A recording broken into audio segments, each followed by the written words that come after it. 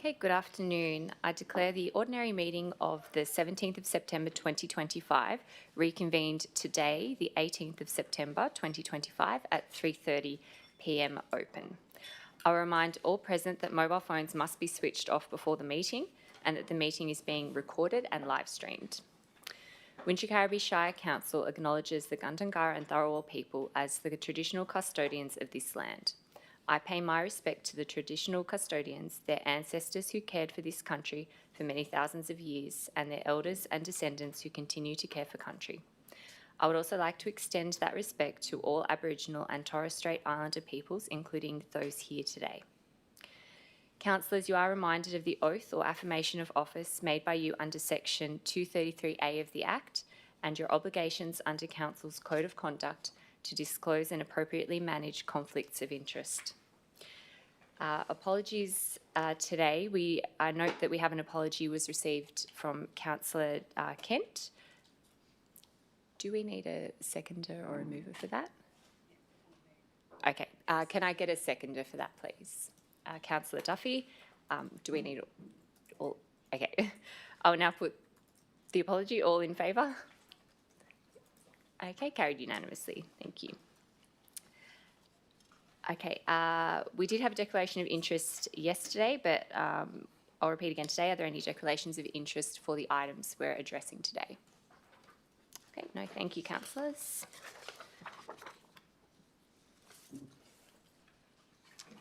Okay, so we're moving on to item 9.2.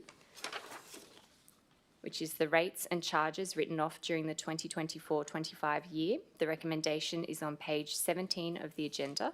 Can I have a mover for that, please? Councillor Duffy, can I have a seconder? Councillor Smith, thank you. Councillor Duffy? Yep. Would anybody else like to speak to this item? Okay, in that case, I will put the item or... I've got a question. Councillor Russell. Through you, Deputy Mayor, to the General Manager, how did we account for these charges until they were written off? Okay, to you, General Manager. Thank you, Madam Deputy Mayor. CFO. Thank you, General Manager. Through you, Deputy Mayor. We raise the rates annually, and the majority of these relate to the statutory pensioner rebate that is offered by the state government. So we raise those.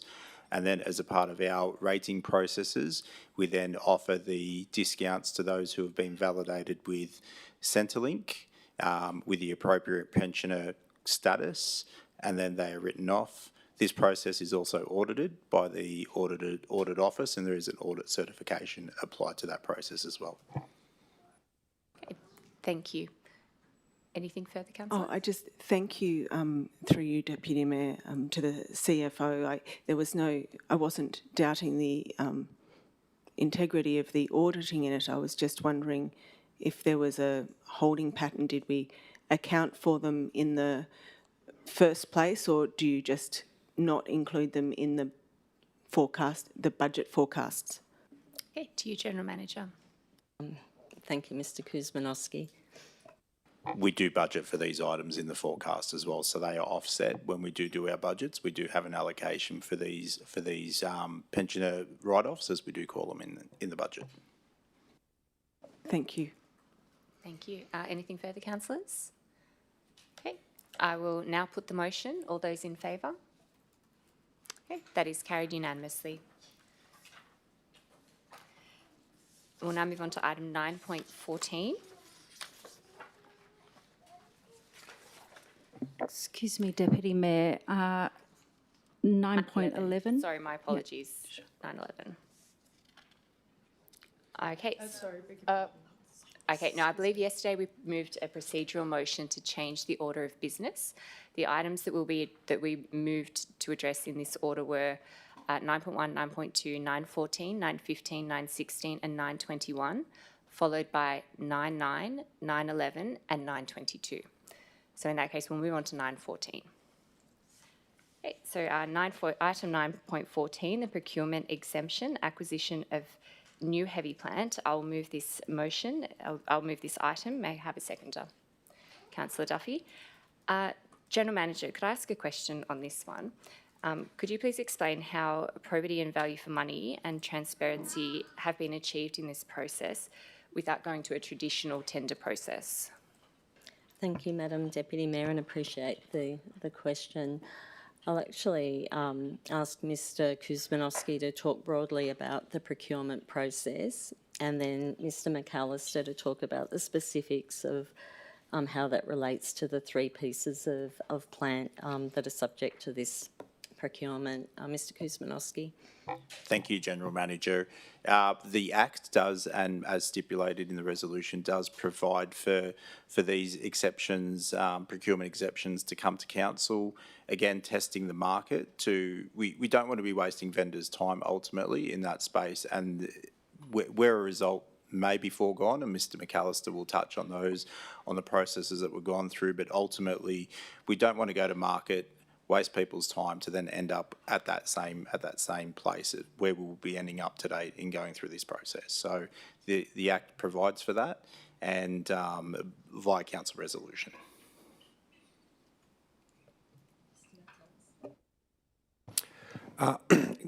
I will pass this to Adam Mills, Manager of Shire Presentation, given his extensive background in regards to fleet.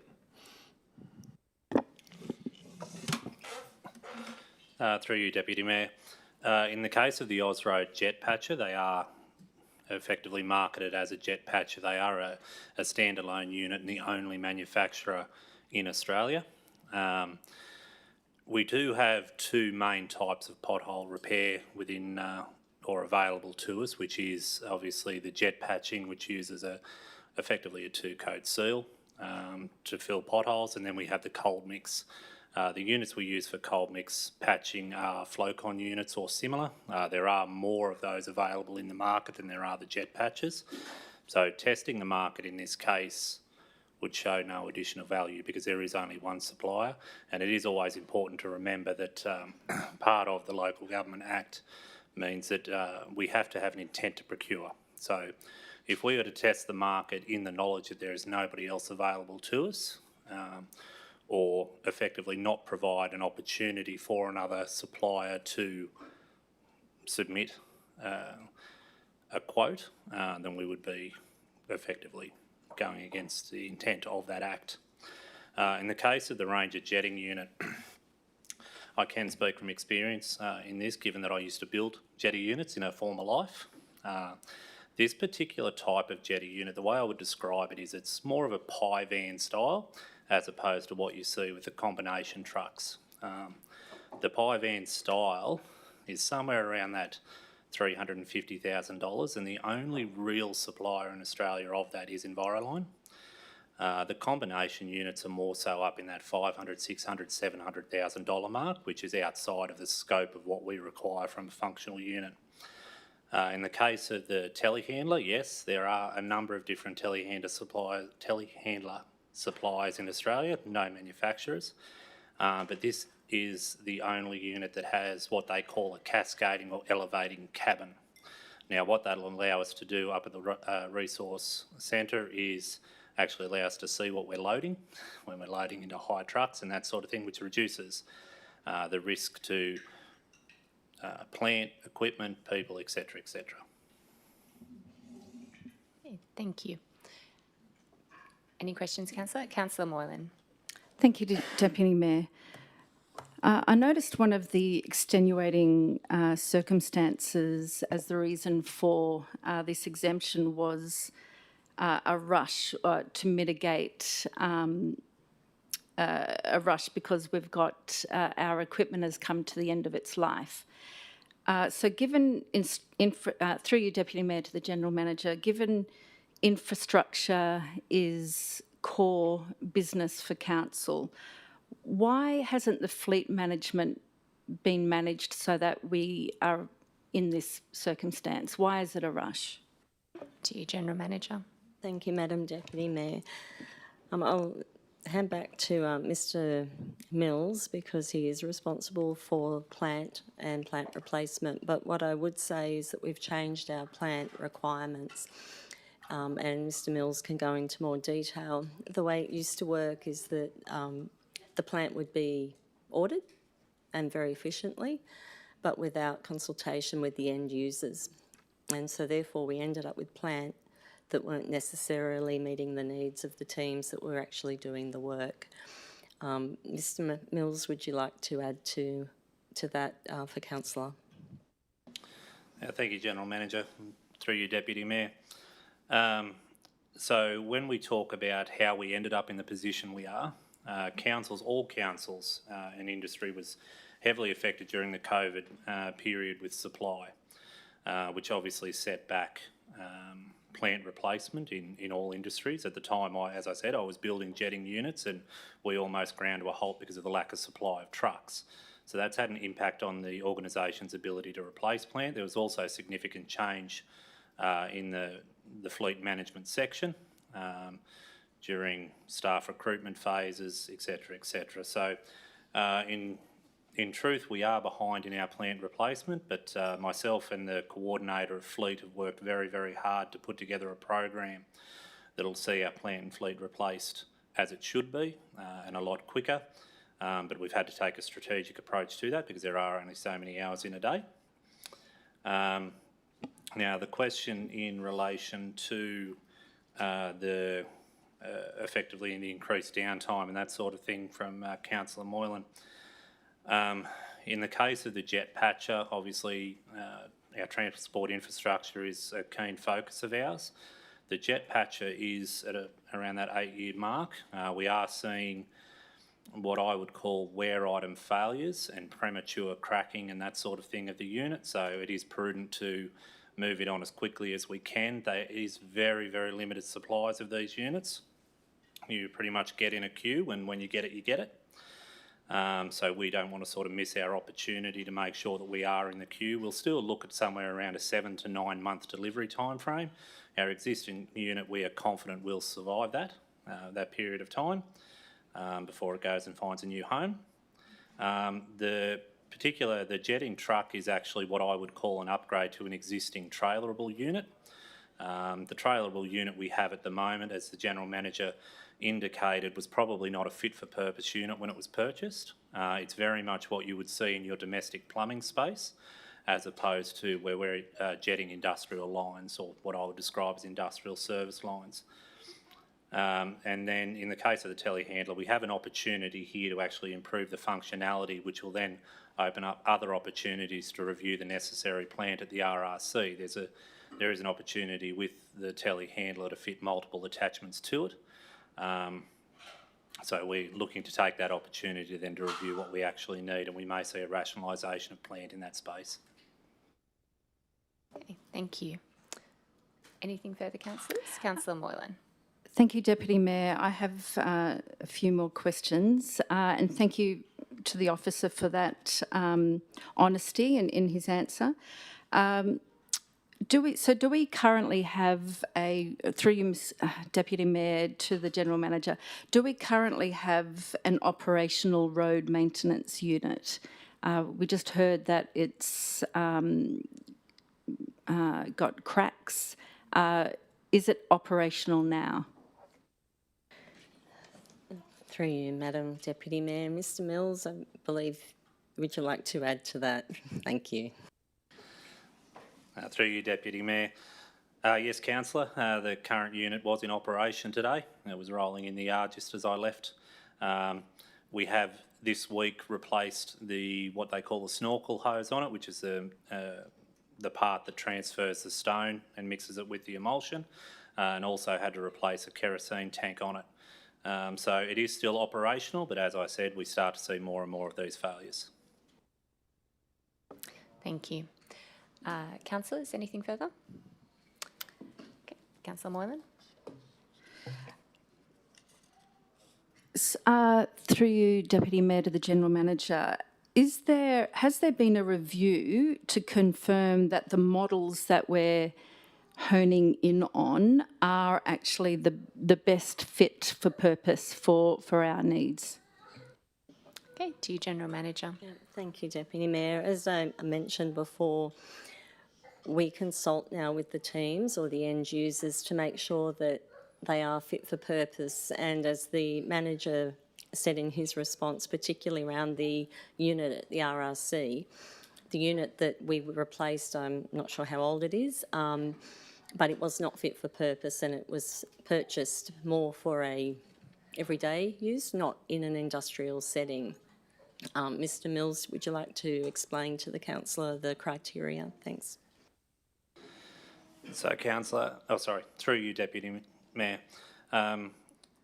In the case of, and I know it's been a broad topic in social media, the technology that council uses to repair potholes, I can assure you that I have a team of expert staff who constantly review the best methods, and as it stands at this point in time, the jet patcher is the most efficient and best unit for repairing potholes in dry conditions. Unfortunately for us, we don't have a lot of dry conditions often, but that's why we also have the cold mix unit.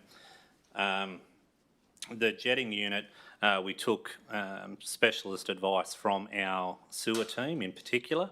As the General Manager indicated, we do significant consultation these days to ensure that what we buy is fit for purpose and is going to give us the most bang for our buck. So that really relates to the amount of pressure and flow control that you can get through a jetting unit. So very, very important that we get that right so that we're not effectively sending sewer back into residential homes. In the case of the telehandler, it's actually replacing a loader unit. So again, change of type of plant to be more universal in its use and provide better operational efficiencies. Thank you, Mr Mills. It sounds like, well, thank you for sharing your technical experience with us and informing us of the approach that was taken when acquiring this plant. I believe it's been a thorough approach that's taken into consideration the requirements. So in that case, I'd like to put this motion. All those in favour? Excuse me, Deputy Mayor. Submissions, you need to ask for submissions. That was a right of reply, so I believe once... It needs to go to the just have debate. questions. Okay, you're welcome. So when you're ready. Thank you, Deputy Mayor. I am not supporting this motion today, and I thank the officer for his in-depth and honest review. The reason I'm not supporting it is I have noticed in the report there's multiple models and brands, and I know for the multi-tracker there's also other brands available. So I believe strongly in the probity and the thoroughness of a procurement tender review. It obviously brings competition. We will have more leverage in the market to ensure value for money, but we also will get more leverage in the market for delivery times. And I noticed the officer mentioned he was expecting 7 to 9 months in delivery. And we can also be sure that on top of the review that the staff have already conducted, that we're not led by any assumptions, and that we will never make that mistake again, that we haven't bought equipment that's to our core business that isn't fit for purpose. In terms of timeframes, I think given the 7 to 9 delivery time frame, the time frame of a tender and the value that brings is outweighed. So that on top of the delivery time frame, I don't think will make a significant difference. In terms of fleet management, as I said, I think even given the issues with COVID, that can be closer managed so that we avoid this sort of rush. But more importantly, the value of strategic procurement means that we can take this opportunity to review whether our whole model is fit for purpose. So the contractor versus internal resources model. Is this in fact the best equipment for our conditions? We can even look at leasing options from equipment outside of this country. There's so many innovative ideas that we can take pause and review in the structure of the tender, strategic procurement tender. And also the innovation, of course, the materials that we use. I know a council in Queensland is having some great success with a material that is designed for wet conditions and actually performs better in the rain than it is in dry conditions.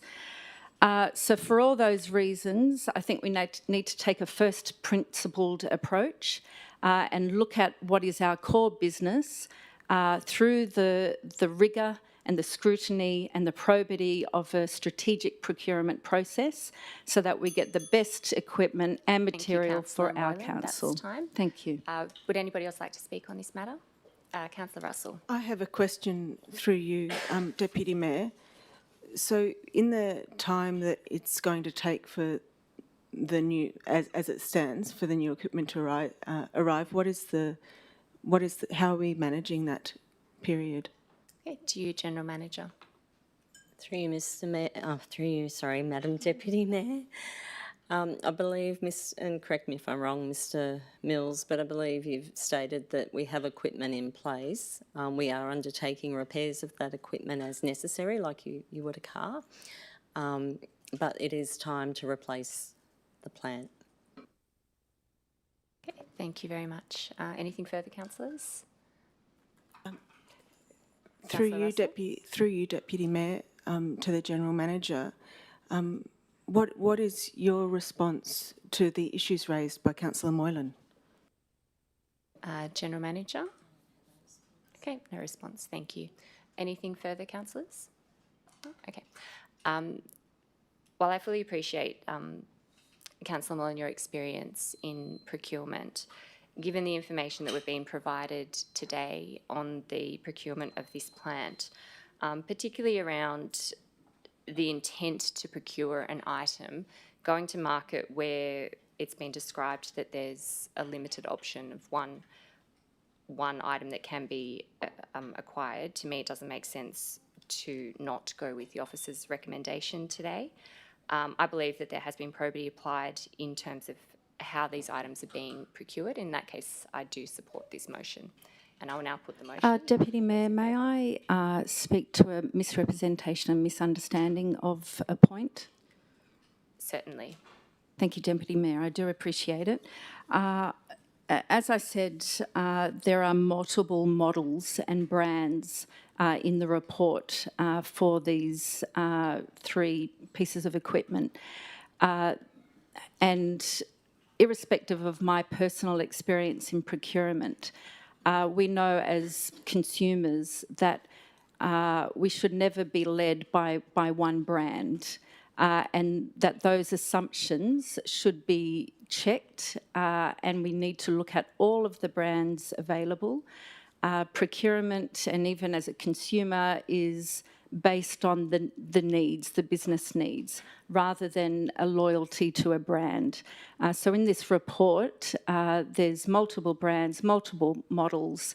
So I don't accept the assertion that there is only one brand or one supplier that we need to purchase from.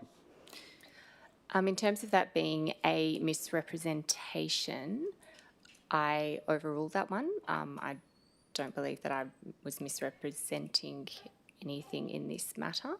And I will put the motion. Oh, sorry. In favour. Councillor Russell.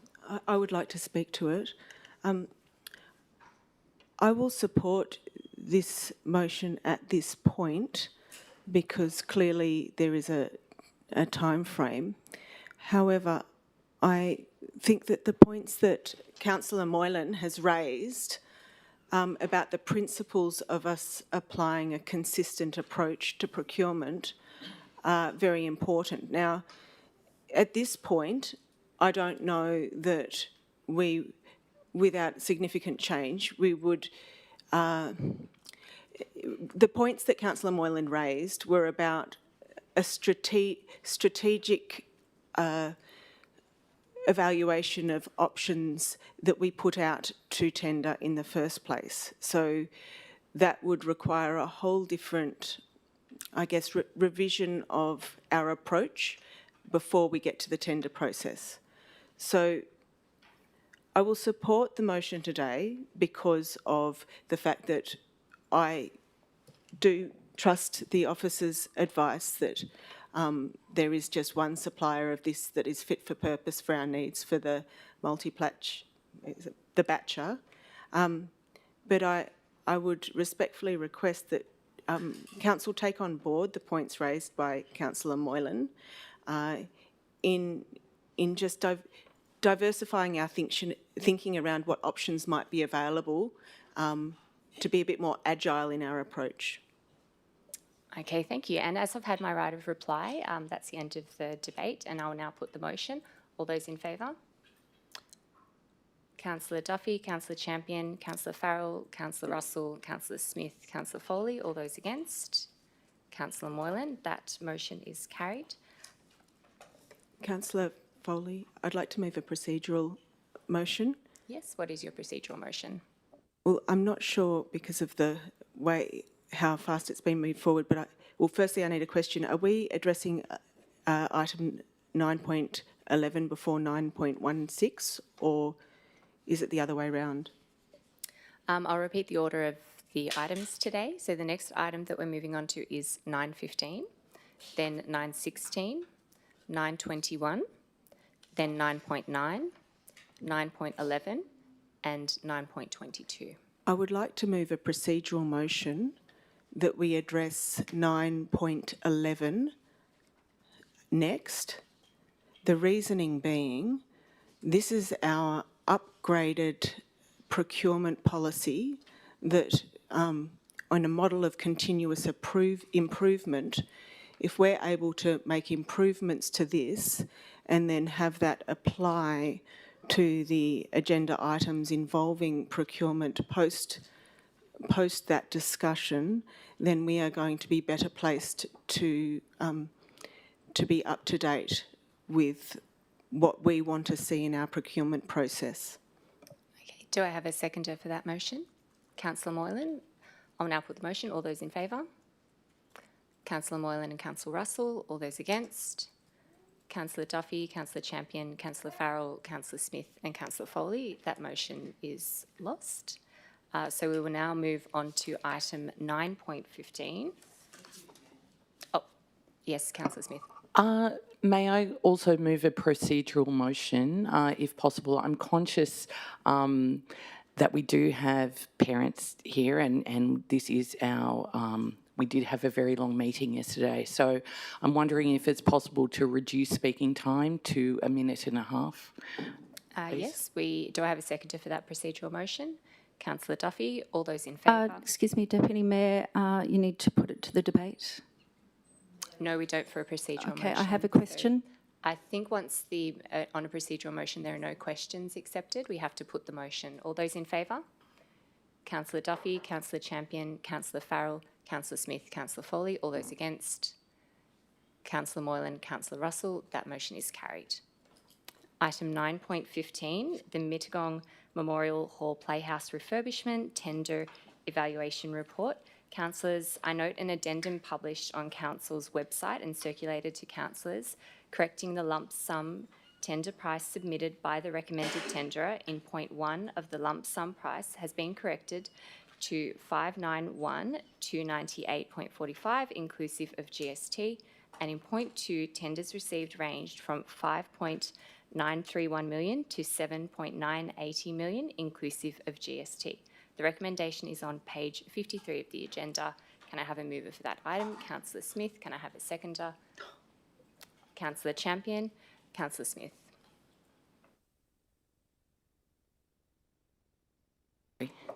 Sorry, thank you, Deputy Mayor. I have a question actually. I note that this is for stage one only. So a question through the General Manager. What confidence do you have that stage two can be completed within the full $8.66 million budget? To you, General Manager. Through you, Madam Deputy Mayor, the team have assessed the project, and I might ask the Director to explain what stage two will look like. But basically, the stage one will leave the first floor in a position where it can be used. But the reason why we've left it reasonably open is it presents a revenue opportunity for council moving forward, applying our financial strategy, our adopted financial strategy from June. Mr McAllister, could you please explain what would be delivered through stage one and then what stage two would be? Thank you. As part of the tender process, we actually split the tender into two separate portions.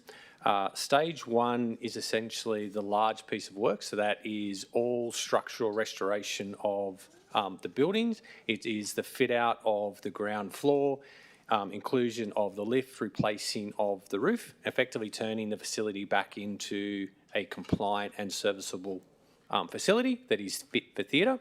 Stage two was more related to the fit out for the tenants that were leasing the second floor, being the Berrima Historical Society. Now, the average price between stage one and stage two received through the tender process was only $215,000 as per the paper.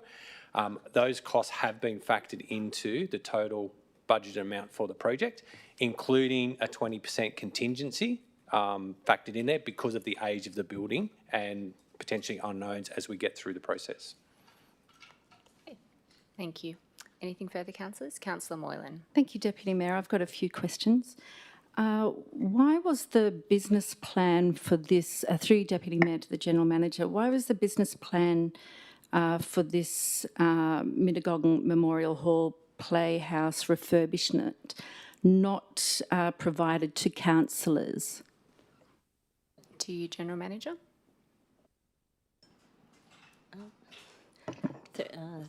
Thank you, Madam Deputy Mayor. So this project was initiated during the period before we had councillors, and we, as part of submitting 3 separate funding applications, our third time lucky or fortunate, or just perseverance pays off, we secured the grant funding. The business case was completed before the council were elected. I should, it's remiss of me not to acknowledge Mr Stuart Handley, who's the president of the Historic Society, and thank him for his work and cooperation in relocating, and we're very happy to have you in Moss Vale. So the project, councillor, it was done pre the councillors arriving. Through the process, we've negotiated with the Berrima Historical Society, achieved a much better outcome, I think, for everyone, and it has now opened up opportunities that didn't exist before for council to support its financial sustainability strategy. Ms Jones, is there anything you would like to add to that? I would actually like to take this opportunity just to acknowledge that in the report we mentioned that we had consulted with the members of the Berrima District Historical Society throughout the project and the renegotiation of the lease arrangements. However, and Stuart has asked me to acknowledge that primarily those negotiations happen with the management committee, who have been amazing through the process and very supportive and positive. So I just wanted to thank you, General Manager. Okay, thank you. Councillor Moylan. Thank you. Through you, Deputy Mayor, to the General Manager. So this is going to be funded by a loan and also a grant from the Federal Labor Party. Why were the repayments of the loan not provided to councillors? Can I just seek a correction? Councillor Moylan just said it's been funded through the Labor Party, Federal Labor Party, but I would assume it would be federal government. Can I get a clarification on that, please? To you, General Manager. That is correct. Okay, thank you. Councillor Moylan, did you wish to amend your question? Through you, Deputy Mayor, to the General Manager, so this project is being funded by a loan that council's being taken out and a grant from the federal Labor government. Why were the repayments of the loan not provided to councillors? To you, General Manager. Thank you, Madam Deputy Mayor. In the budget that was adopted in June 2025 and the long-term financial plan, the loan is actually reflected in that document. Thank you, General Manager. Anything, Councillor Moylan? Yes, through you, Deputy Mayor, to the General Manager, where will the repayments for the loan come from? General Manager. Thank you, Madam Deputy Mayor. From the budget. Okay, thank you. Councillors, was there anything further? I've got two more questions. Thank you, Deputy Mayor. Councillor Moylan. Through you, Deputy Mayor, to the General Manager, have the total costs of this project, including the operational costs, the ongoing costs, been scoped into the estimates that we're looking at? General Manager, have you answered? Okay, to you. Yep, thank you, Madam Deputy Mayor. Ms Jones will take this one. Thank you. Through you, Madam Deputy Mayor. Councillor Moylan, there are a number of unknowns. So with a newly refurbed building or a new facility altogether, that piece of work is in train. So there'll be an estimate, but it won't happen in this current budget period, and there'll be no impact on the budget because the construction won't be finished and the facility won't be operationalised in this current financial year. Thank you. Anything further? Councillor? Okay. Councillor Champion. Thank you. Just a quick question. First, I want to acknowledge the great work in relocating the Historical Society to everybody's pleasure. But I wanted to clarify just something that the Director of Service and Project Delivery said earlier, that stage 2 will include further fit out and that the upstairs area, sorry, through you, Deputy Mayor and the GM, that stage 2 will include the further fit out and the costs have already been factored in for that upstairs area, or will the upstairs area, will it be fitted out? That's my question. Okay, to you, General Manager. Mr McAllister, can you make it really clear what a warm shell is, and then, yep, thank you. Through you, Deputy Mayor. So in the budget, there was an allocation put in, and the tender was separated for stage 2, which would cater for the Berrima Historical Society to relocate back, which was the original plan. So there is an allowance there, and the tender returned a price of $215,000 to cater for that.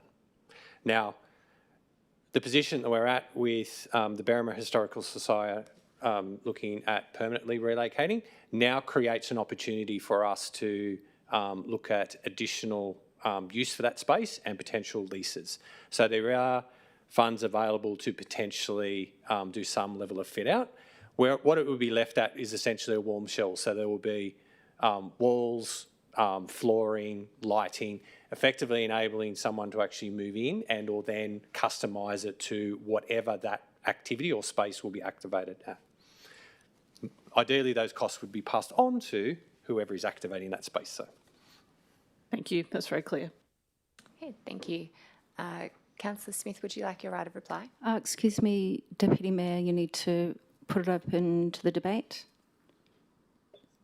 I haven't submitted certainly. yet. Okay. Thank you, Councillor Deputy Moylan. Mayor. So I'll be voting down this motion today. We've heard a lot about the total costs. Total costs are obviously important. Visibility over it is important. And when we would have applied for the grant, we would have had presumably a total business plan, including the operational costs. Otherwise, we wouldn't have met the requirements of the grant. I am very concerned that we haven't considered these operational costs yet, because that will be an ongoing cost. And I'm concerned about the lack of internal finishes and functional features such as walls and fixtures. So I would prefer to see a total cost of a project before committing, and certainly committing a loan. Onto the loan, our debt service ratio is at maximum. So I am very uncomfortable, as I said in the May meeting, the June meeting rather, taking out a loan on something that is a want and not a need. Also, we are looking at a deficit for 25-26 of $5.9 million. It's not lost on me that the deficit is exactly the same amount that we're looking at today. There's also, of course, a risk of a budget blowout. No construction, in my experience, goes without a budget blowout. So given that we haven't got full visibility of the costs, we're going into debt for this. It is a want, not a need. I think it's irresponsible to take out Thank you, this Councillor tender. Moylan. I'd just like to speak for this item. There's been a lot of work that's been done to acquire the grant for this item. In terms of budget blowouts, there's a 20% contingency that has been incorporated due to the age of the building, which I think is quite a sensible approach to it. I think that with something like this, it's not just a matter of reducing it to a want or a need. I think that an iconic item, an iconic building like the Mittagong Playhouse brings a lot to the suburb of Mittagong. It acts to activate the town centre. It's a source of pride for Mittagong and a real showpiece in the town. And I think that this is something that we really should act on and move on. Would anyone like to add anything further? Councillor Smith, you'd like your right of reply? Thank you. And Deputy Mayor, I'd like to reinforce your points. I think they're excellent points. I'm really looking forward to this going ahead. I think it's an important historical project. It lies in the centre of Mittagong. It's very important to the arts in our community. It has sat there as an eyesore for too long. I'm grateful that there's been a good outcome for the Berrima Historical Society. I actually think that's an incredible positive. I agree with you. I do not see this as a want. I see it as a need. We need to reinvigorate Mittagong. The arts needs all the help it can get, and our community needs these sort of hubs to bring us together. So I will be most definitely voting for this item. Thank you. Okay, thank you, Councillor Smith. Now, as Councillor Smith has had her right of reply, we now have to put the motion. All those in favour? Councillor Duffy, Councillor Champion, Councillor Farrell, Councillor Russell, Councillor Smith, Councillor Foley. Those against? Councillor Moylan. That motion is carried. We now move on to 9.16. Sorry, Deputy Mayor. Could I just move a procedural motion to adjourn for 5 minutes? Yes, can I have a seconder for that? Councillor Champion, all those in favour? That is carried unanimously. We will adjourn and reconvene at 4:20 p.m. Thank you.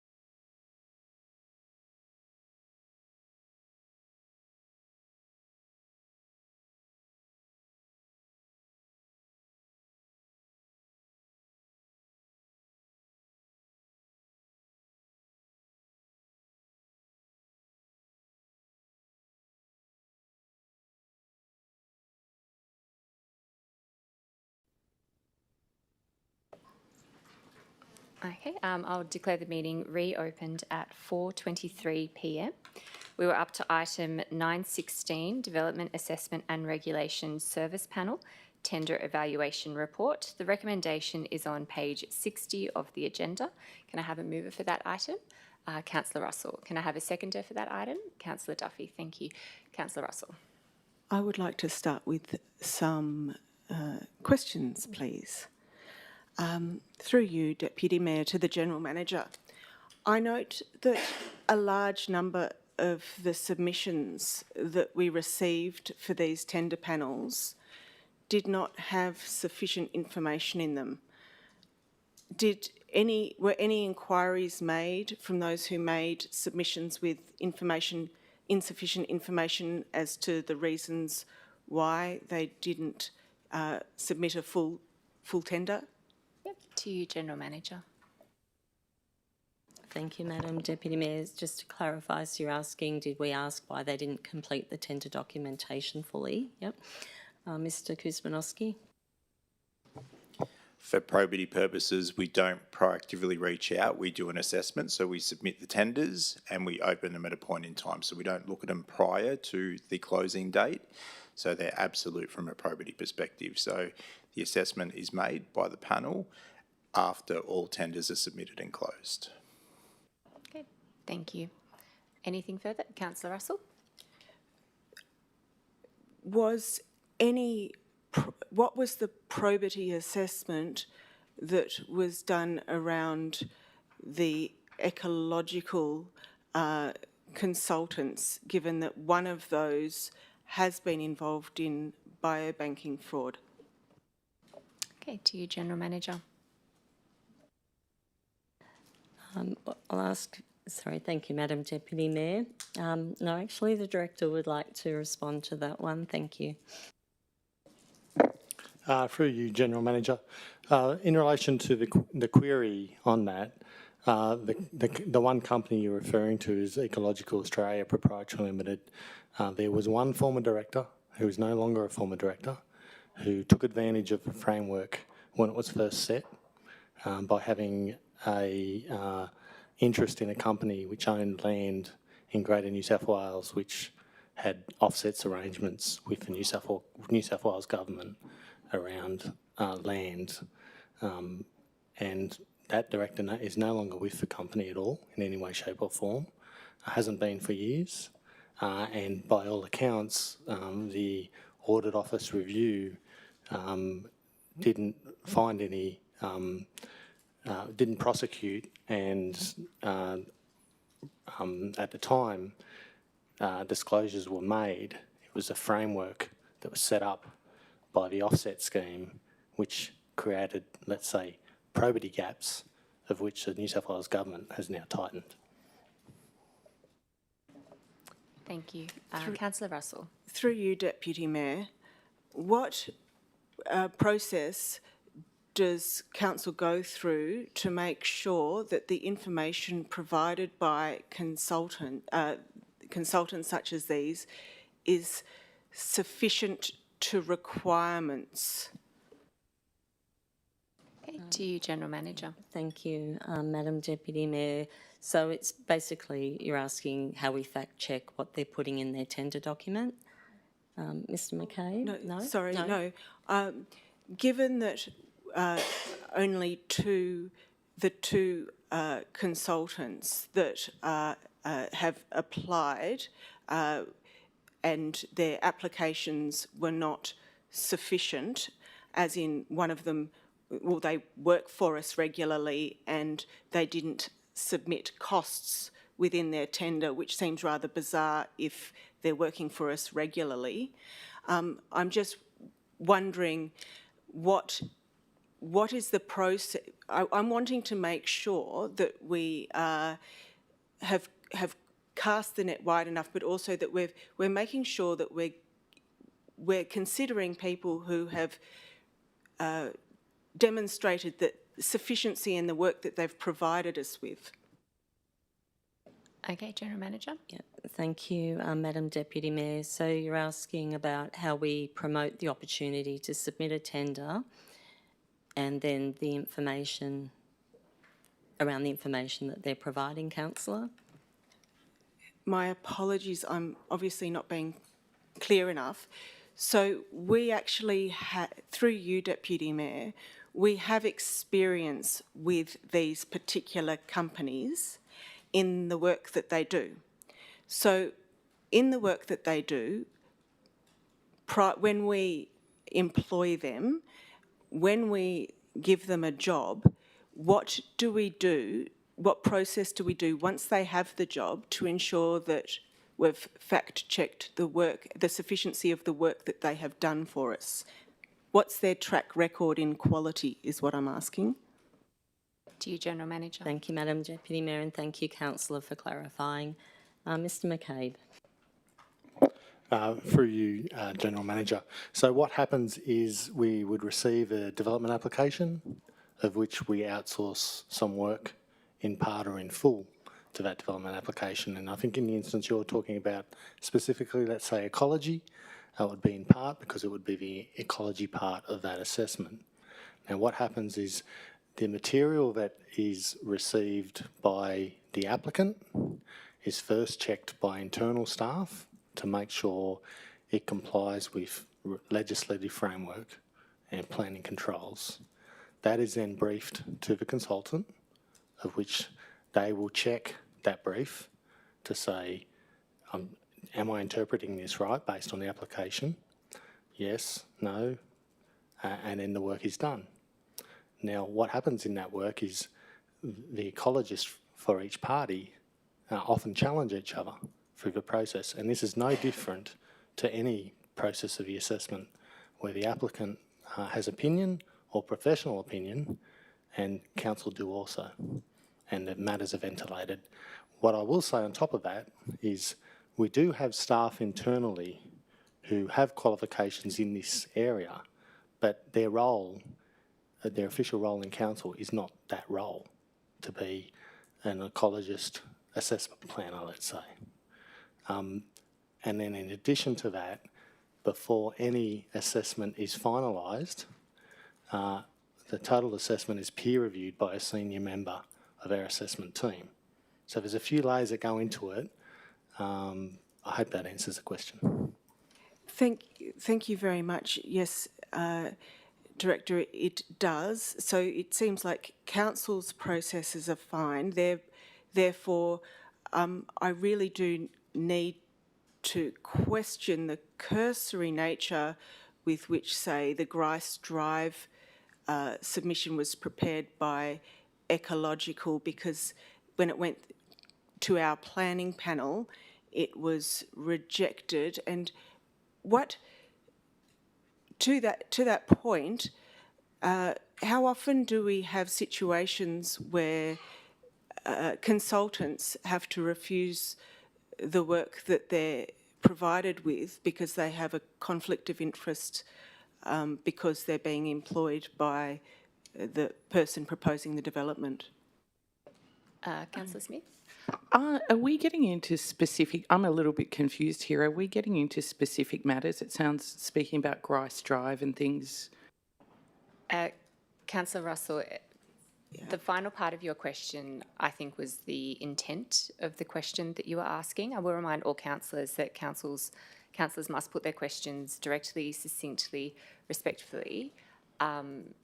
Would you like to retract your question and re-ask it? I'll re-clarify. Do we get instances where a consultant has to politely decline to do the work because they're already working for the person proposing the development? General Manager, is that question relevant to the item that we have in front of us? Happy Okay. to take Thank that. you very Thank you, much. Deputy Mayor. To the Director, thank you, Mr McCabe. Yes, regardless of the type of consultant appointed, we do have conflicts declared. We ask every time we seek out a consultant to declare whether they have an interest or not. Some of them offer up their withdrawal of that interest immediately. Others declare the interest and then we make a judgment. As for the percentage of that occurring, I could not tell you, but it occurs. It's just an operational nature of the governance and consent authority role we play. Thank you. Councillor Smith. I have another question through you, Deputy Mayor. Just to clarify, Councillor Russell made a claim that one of these organisations had, if I've got it right, been involved in biobanking fraud, and I think Mr McCabe clarified that. I'm just conscious that that could be seen as defamation or slanderous. Do we need to have that statement removed?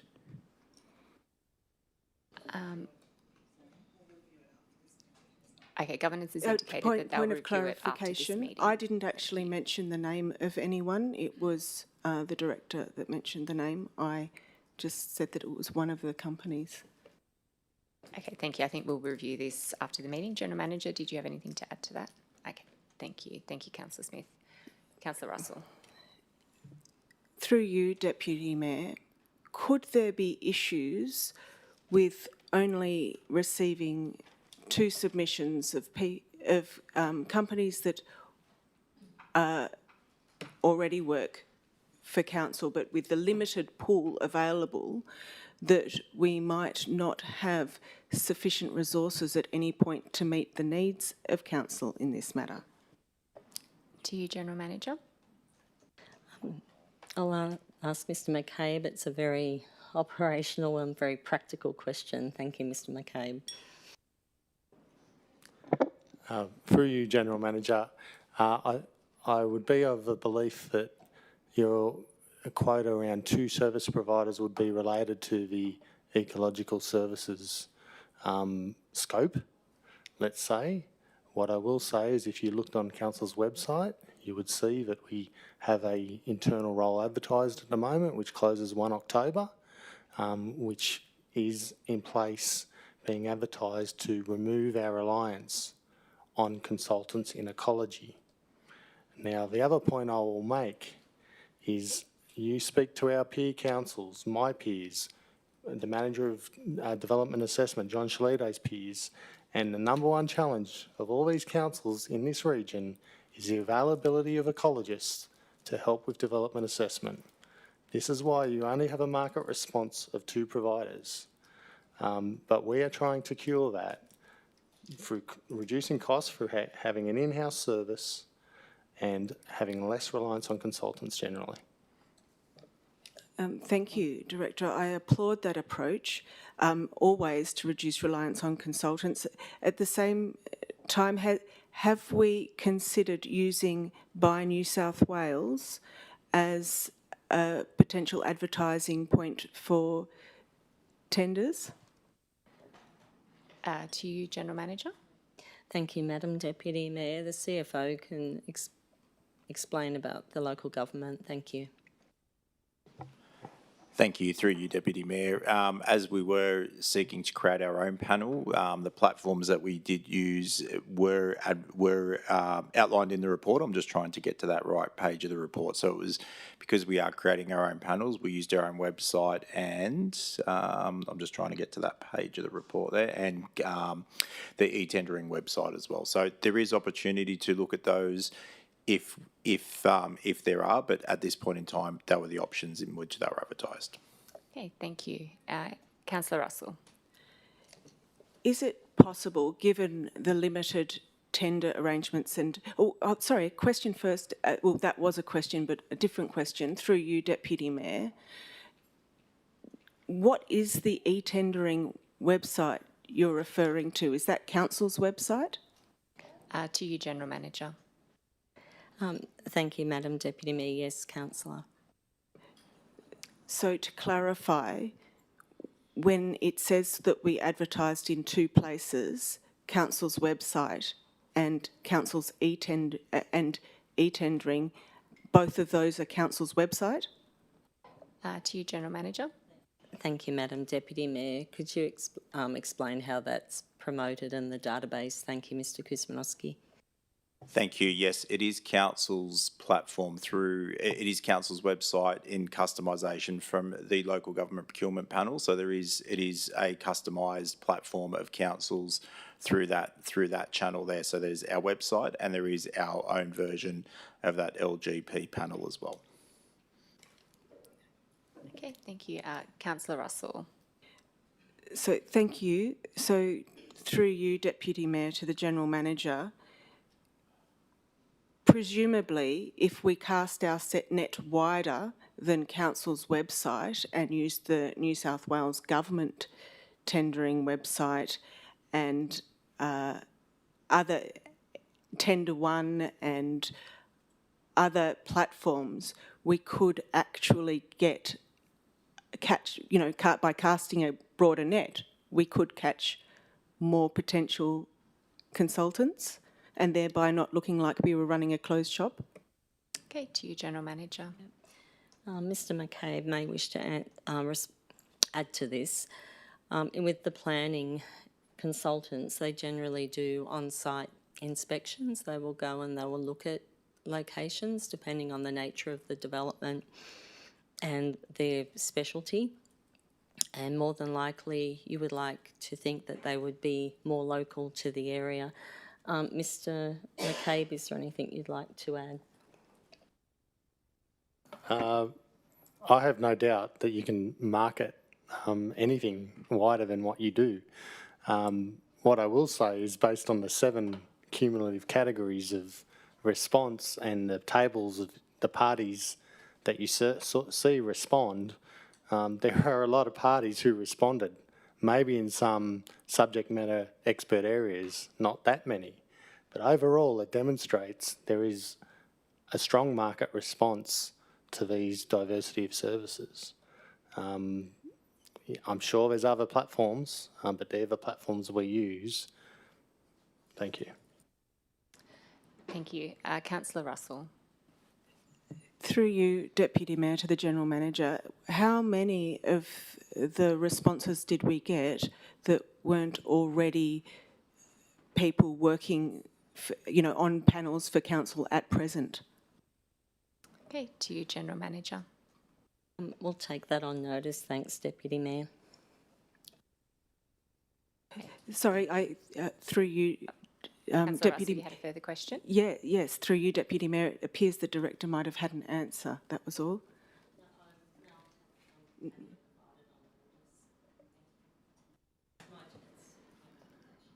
Yep, the General Manager will take that question on notice. Thank you. Is there anything further? Yes, through you, Councillor Deputy Mayor, in regards to the legal panel, that it's suggested that we don't proceed with and we decline that on the basis that we already have a legal panel. Why did we put it out to tender if we were just intending to keep on using the people we already had on the books? Okay, to you, General Manager. Thank you, Madam Deputy Mayor. Mr McCabe. Through you, General Manager, you'll see that the response to diversity of service providers in that category are large. There's lawyers, there's engineers and ecologists, etc. There's a wide array of responses, and what that question was is in relation to your ability to respond to legal proceedings as a professional, whether it be an expert or whether it be a lawyer. Now, we did that to test the market to see what response we would get back.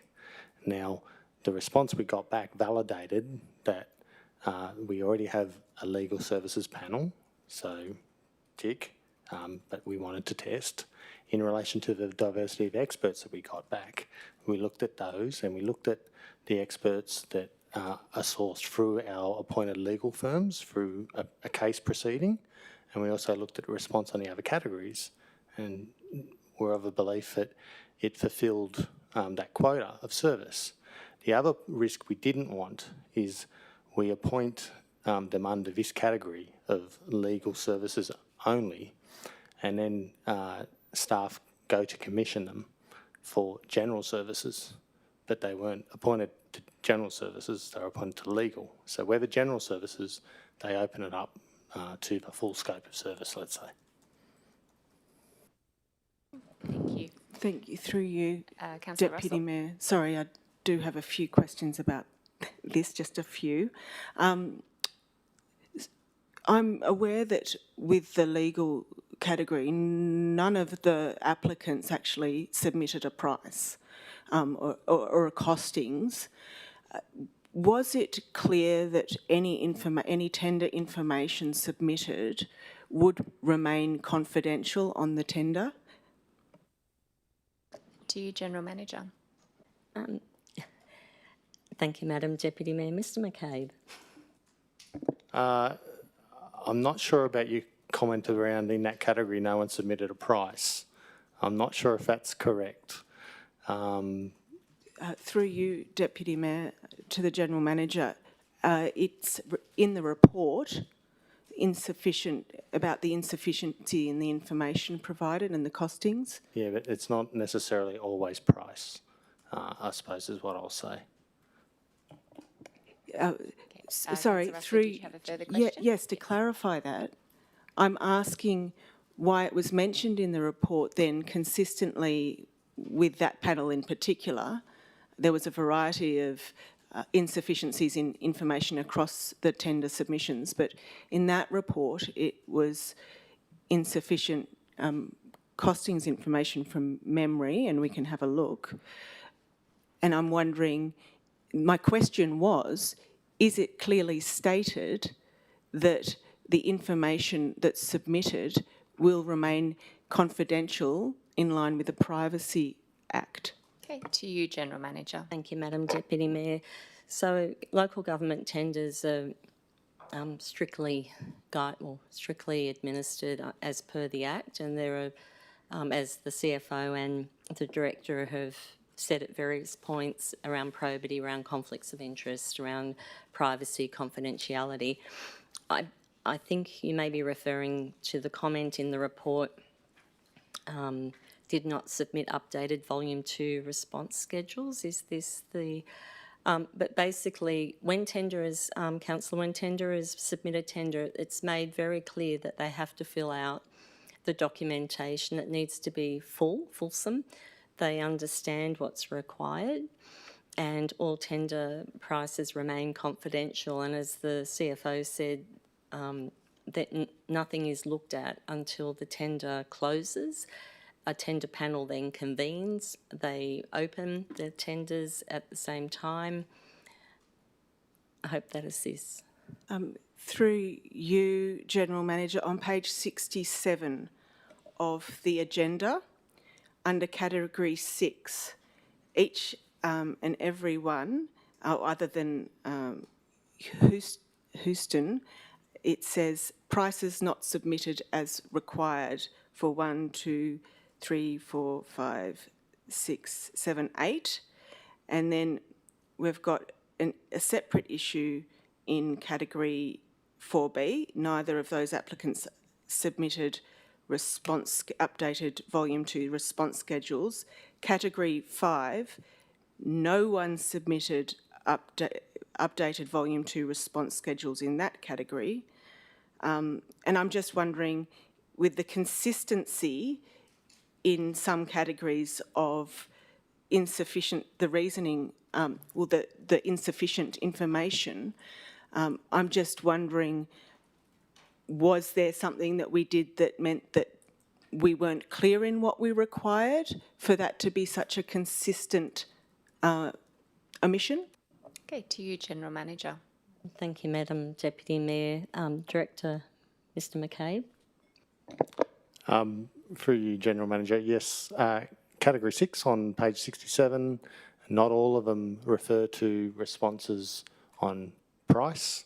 You'll see, as you've pointed out, one of them is non-price criteria not being met. In relation to the other two categories that you mentioned, there was an updated pricing schedule issued through the term of the tender while it was opened.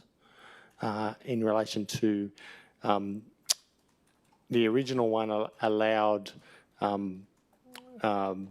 respondents to liberate their fee schedule, let's say, which included per kilometre propositions to travel to and from sites, etc.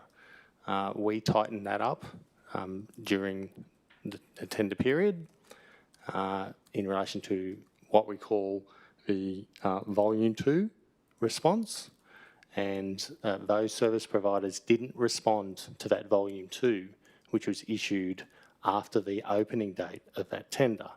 And this is why we're asking for us to reject and negotiate with them, because their original pricing response isn't structured in a way that is attractive to council. Okay, thank you.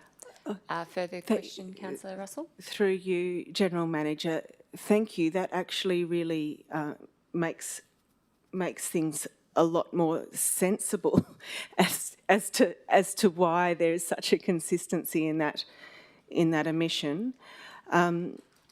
I would like to move the motion with a change, please. I believe the motion So, has been moved and seconded. I will move an amendment to the motion. Do you have your words ready? Yes, thank you.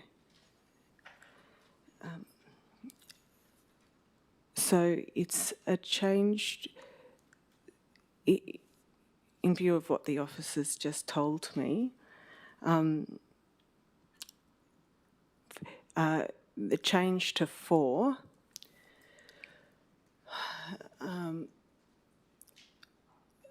We can take out. You could take out the A for that, because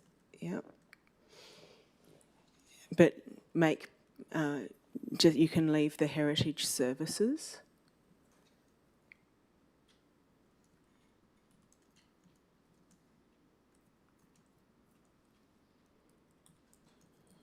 And I would like to move a change. We'll have to make it, what's the end? 8.8.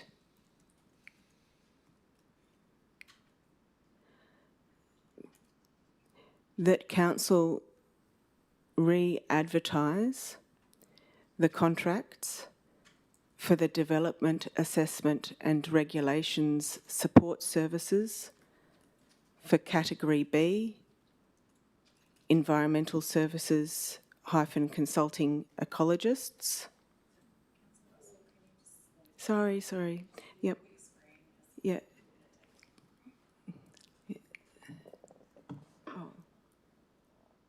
Re-advertise the contract for the development, assessment and regulations support services for category B4 - environmental services - consulting ecologists through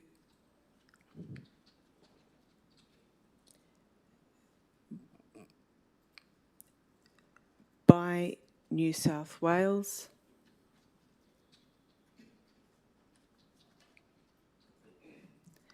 and Tender 1 for a period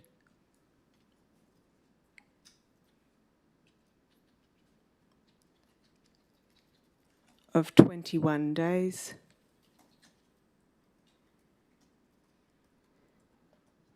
And I'll ask you, Governance, is there anything else I need to add to that?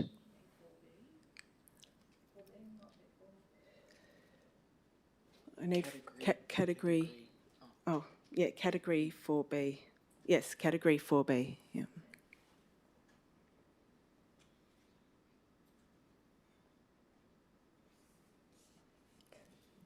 Councillor, are you happy with the words on the screen?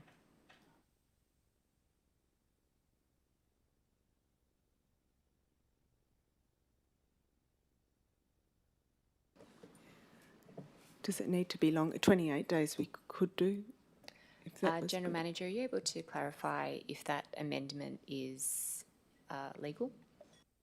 Thank you, Madam Deputy Mayor. I think the CFO may wish to just tinker with your words, councillor? Sorry, thank you, through you, Deputy Mayor. Just to be clear, the Buy New South Wales is an established panel where we were seeking to establish our own panel. So I don't know if I made that clear in that space, and that's why we advertise our tenders with the mechanisms we do. There are other tendering platforms, as you've discussed, in that space. So I would suggest not calling out a specific platform in that space there. So that would be my suggestion, whether you'd like to incorporate that. The 21 days is, I'm just going to have a look at that, but if you want to put 28 days, that would cover us. Thank you. Okay, thank you. Councillor Russell, would you like to amend your amendment? Yes, please. I would be more than happy to make that 28 days. And through you, Deputy Mayor, would, because I know there's tender one and there's the vendor panel, would the CFO prefer I just put online vendor panels? Would that be the right word? To you, General Manager. What would your suggested wording be? Deputy Mayor, how, without narrowing it, how broad would you like to make it to free it up? Are you trying to expand the existing platform? I don't think you'd need to say. I think the intention of it is looking at different platforms. So we'll have a look and see what we've already subscribed to and look at different mechanisms to advertise it in that space. So, yeah. Okay, thank you. Councillor Russell, are you, did you wish to change any of the words? So just that it re-advertise. You can end it at consulting ecologists. You can take out and tender one. Just but leave in for a period of 28 days. Yeah. Councillor Duffy. Councillor Russell, your mic. Sorry, it's just a quick question. The CFO mentioned that we would have to look at subscribing to other services. So is there a cost associated with this one as well? Thank you, Councillor Duffy. To you, General Manager. Thank you, Madam Deputy Mayor. Mr Kuzmanowski.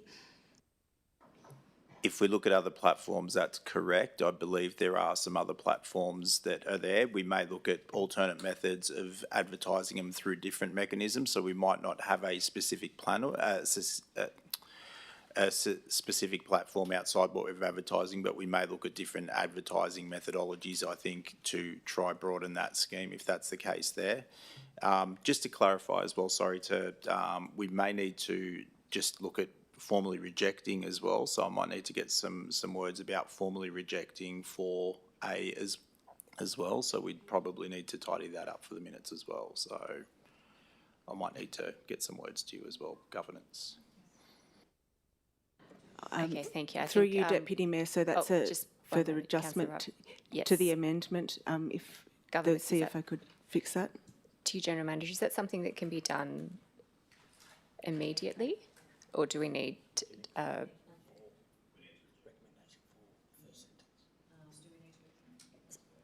Thank you, Madam Deputy Mayor. If you could just maybe give us 5 minutes, because we do need to actually reject and then recreate, if that makes sense. So we've got to withdraw and then re-advertise the tender. Thank Certainly. In that case, I will move a procedural motion for an adjournment. Can I have a seconder, please? Councillor Champion. We will now adjourn for 5 minutes and reconvene at 5:01 p.m. Thank you.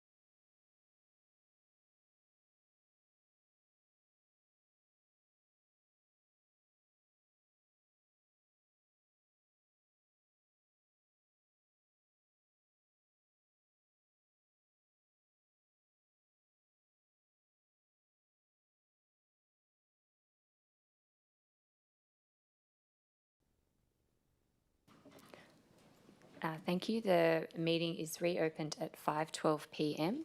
We're currently in item 9.16. Councillor Russell, your amendment is on the screen there. Are you happy with the wording?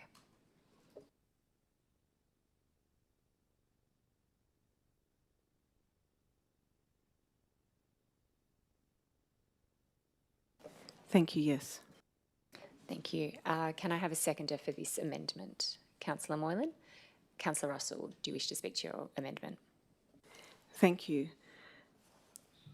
We could do a quick internet search and possibly get more. I'm concerned that we were quite limited with simply using the website. In this, it says that there's two options, two ways that we advertised this. It was through Council's website and essentially through Council's website. We need to make sure that we don't look like we're running a closed shop. We currently got feedback from just the two ecologist firms that currently we have on the books. Now, these are very lucrative contracts.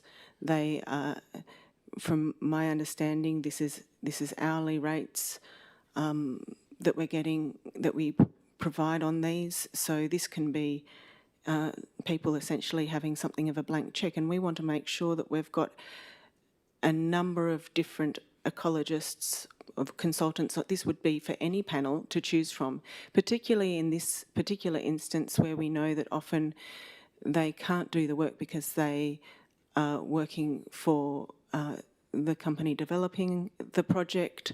We want to make sure that we're doing our appropriate due diligence and avoiding any conflicts of interest wherever possible.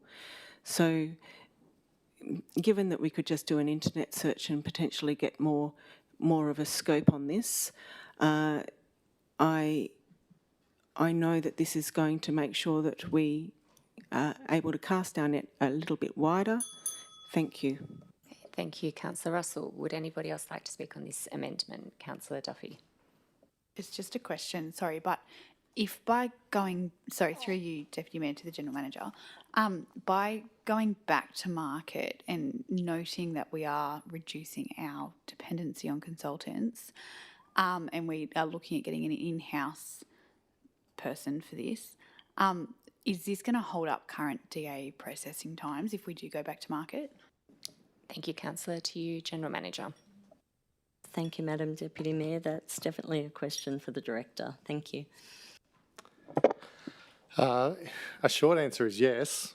So we are, for the 4B, as I said earlier, we're recruiting in-house. Hopefully we're successful for that. It is a challenging market for ecology services generally. That closes on 1 October. By the time we select, and if we're successful and that person accepts the offer, then comes on board, we're probably looking at a 3-month period.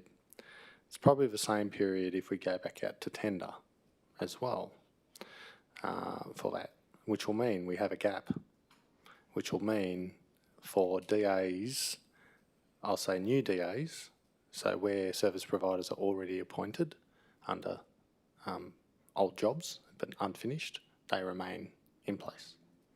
But for new DAs coming through, we would have no service for ecology, and we would have to say to the applicant, we cannot determine your application, and it would be held in abeyance.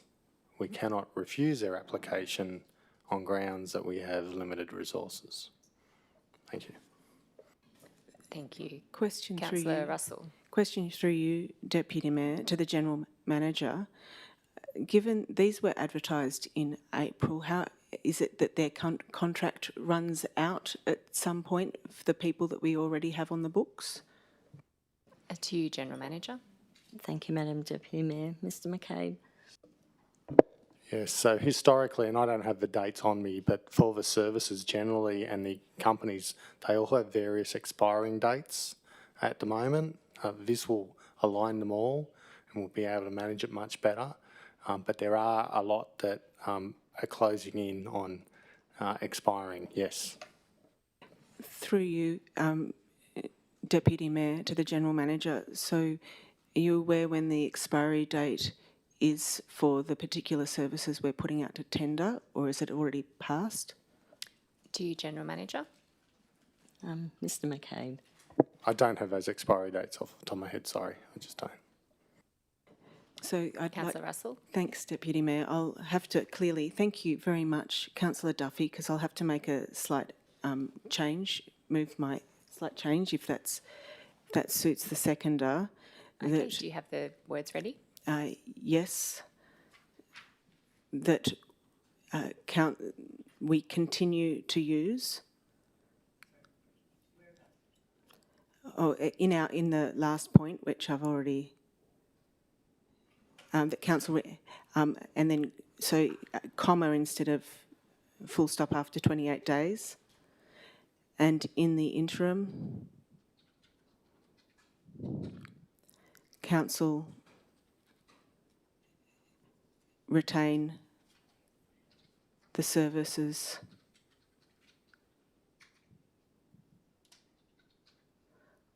of the consultants currently being utilised.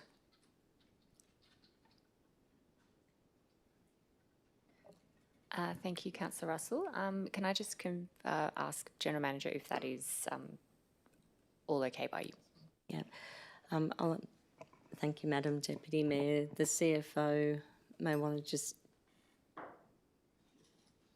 advise if that's technically possible or not. Thank you.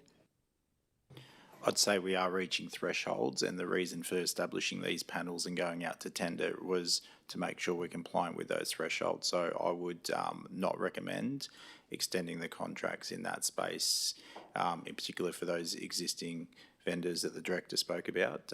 It is just, we're at that point where those expiries and thresholds are going to be met, and if it continues on, I would not be recommending that. Thank you.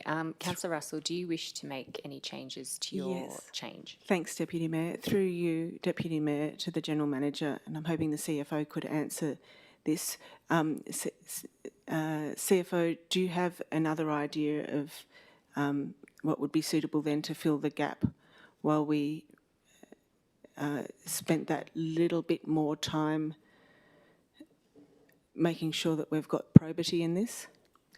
To you, General Manager. Thank you, Madam Deputy Mayor. What you're asking is there an alternative? CFO, is there the option of using the LGP? Correct, that's correct. So LGP, Procurement Australia, both the prescribed entities, you could use those as options to avoid those.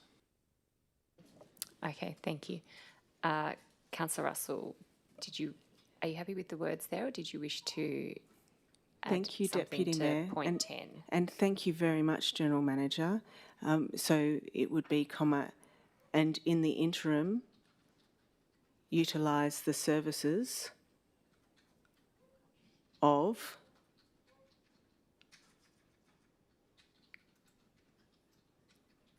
and I'll leave that to the General Manager to fill in the gaps.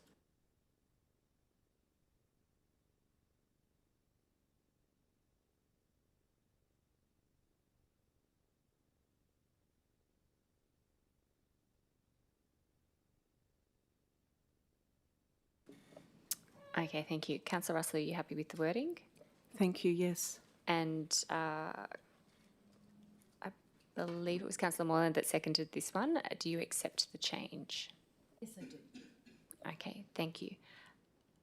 I'm just going to defer to our governance here. Do we speak to this amendment now? Okay, certainly. Councillor Russell. Thank you. It's a new amendment. I would just like to say that I think that this ensures probity.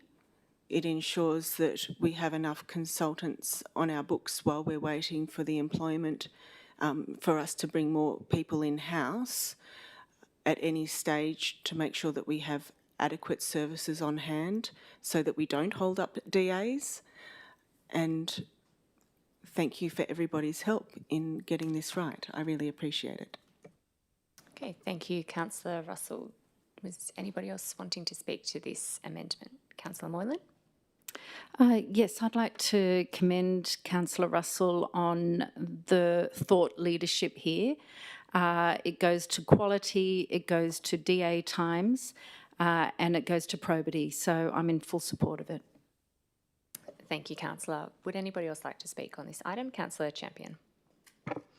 Thank you. With respect to the fact that the council staff have sought an in-house ecologist, I think that's wonderful news, and I'd just like to highlight that as really great progress in this area. Council needs very robust and reliable ecological assessment processes, and as such, I think that this panel, the tenders that are hired for it, are very important. And as such, I support the attempt to improve probity around who's on that panel, and the attempt also to ensure that that change doesn't have any negative impacts on other processes. Okay, thank you. Did any other councillors wish to speak on this item? Okay, I will now put the amendment. All those in favour? Councillor Duffy, Councillor Champion, Councillor Moylan, Councillor Russell. All those against? Councillor Farrell, Councillor Smith, Councillor Foley. That amendment is carried. Governance, would you mind? That's become the motion. Okay. Sorry, you'll have to help me catch up here. So we now have the motion in front of us. Do we return? We now put the motion. Okay, thank you very much. Excuse me, Deputy Mayor, I have a question. Yes, Councillor Moylan. Thank you, Deputy Mayor. Through you, Deputy Mayor, to the General Manager, we had the Honourable Minister appoint an independent planner to look into our DAs. Is this step of refreshing the panel for the consultants in response to that, to the independent planner's report? To you, General Manager. Yeah, thank you. The Director is very keen to respond to this. Thank you, Mr McCabe. Through you, General Manager, no. You adopted an action plan in April, which this was a clear action listed. And at that time, the tender had already launched, just wasn't awarded. The Minister then later sent a letter, in later months, weeks, sent a letter saying we're now going to engage an expert planner, gone through that process. They've reviewed that action plan. They've actually endorsed it. And, you know, let's say are going to embellish it, is my prediction. So this was launched well before that. Okay, thank you. Councillor Moylan? Thank you, Deputy Mayor. Thank you for the answer. Through you, Deputy Mayor, to the General Manager, when will the report from the independent planner be shared with Council?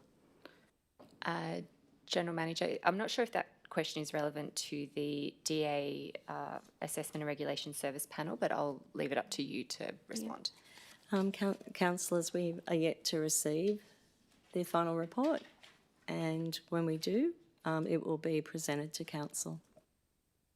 Okay, thank you. Is there anything further? Okay, we will now put the motion. Yes, all those... Sorry, just one moment. Are we putting this motion, or we've already put this? Okay, we're now putting the motion. All those in favour? Councillor Duffy, Councillor Champion, Councillor Moylan, Councillor Russell. All those against?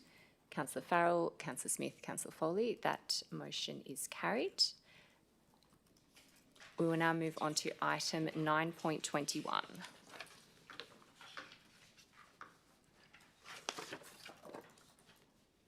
Okay, item 9.21, the Investments Report, August 2025. Can I have a mover for this item? Councillor Duffy. Can I have a seconder? Councillor Champion. Councillor Duffy, do you wish to speak to this item? Would any councillors like to address this item? Councillor Champion? Correct, yes, item 9.21, Investments Report. Oh, and my apologies, the recommendation is on page 93 of the agenda. Just have a little request. Could we move the screen up so we can see where we're at? The motion on screen? Oh, it's just that. Okay, thank you, sorry. Okay, great. Councillors, anything further on this item? Councillor Champion. Councillor Russell, Mike. Thank you. Thank you. I just have a couple of questions. I'm concerned about the extent to which our investments are invested in fossil fuels, noting that Council hasn't adopted investment policies stating a preference for placing funds with institutions that do not support the fossil fuel industry. But if you have a look on page, sorry, this is a question. I'm so sorry. Okay, Through you, Go ahead with Deputy your Mayor, question. to the GM. That's where we need to start. If you have a look on page 293 of the attachment, the graph on investment in fossil fuels appears to say that Council has 73% of its investments in institutions that support fossil fuels. Is that correct? Okay, to you, General Manager. Thank you. Madam Deputy Mayor, CFO, could you explain the split and why at this point? Thank you. That's fine. I believe the split is correct. So the investment policy sits where if there are identical rates, we would favour a non-fossil fuel investment.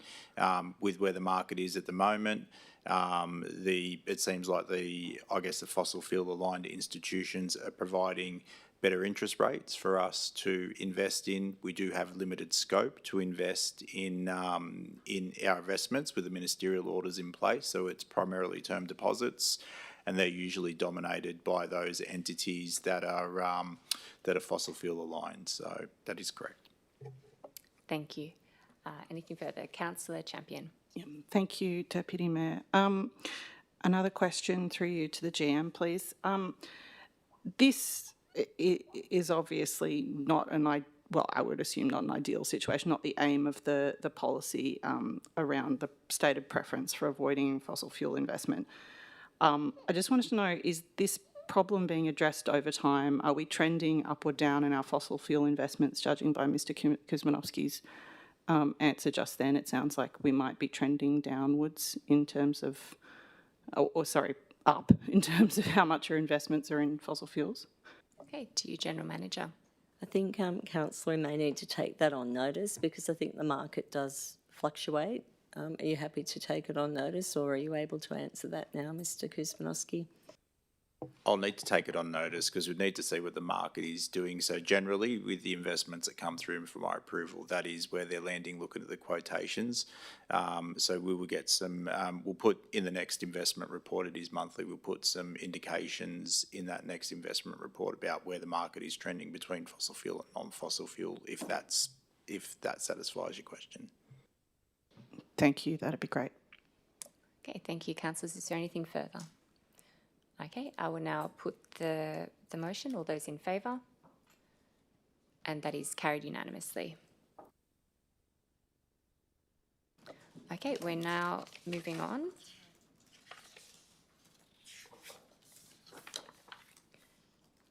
Okay, we're up to item 9.9, Compliance and Enforcement Policy, Draft for Adoption. The recommendation is on page 38 of the agenda. Can I have a mover for this item? Oh, Councillor Russell. Thank you. I'd like to move it with a change, and I've sent the wording through to governance.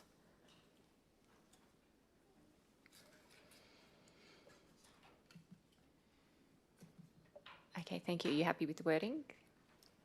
Thank you. Yes, I am. Okay, can I have a seconder? Councillor Moylan. Councillor Russell. We know that culture eats strategy for breakfast. We need to be...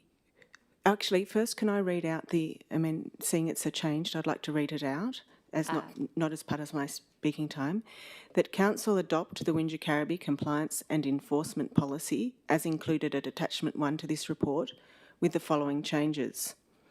Amendments to the risk matrix in the Compliance and Enforcement Policy. 1, we change the footpath obstructions from medium to low risk.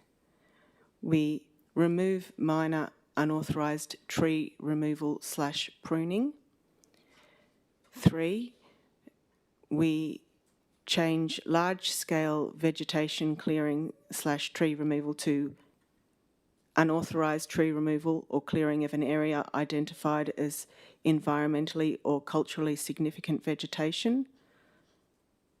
And 4, we remove minor unauthorised building works from low. Okay, thank you, Councillor Russell.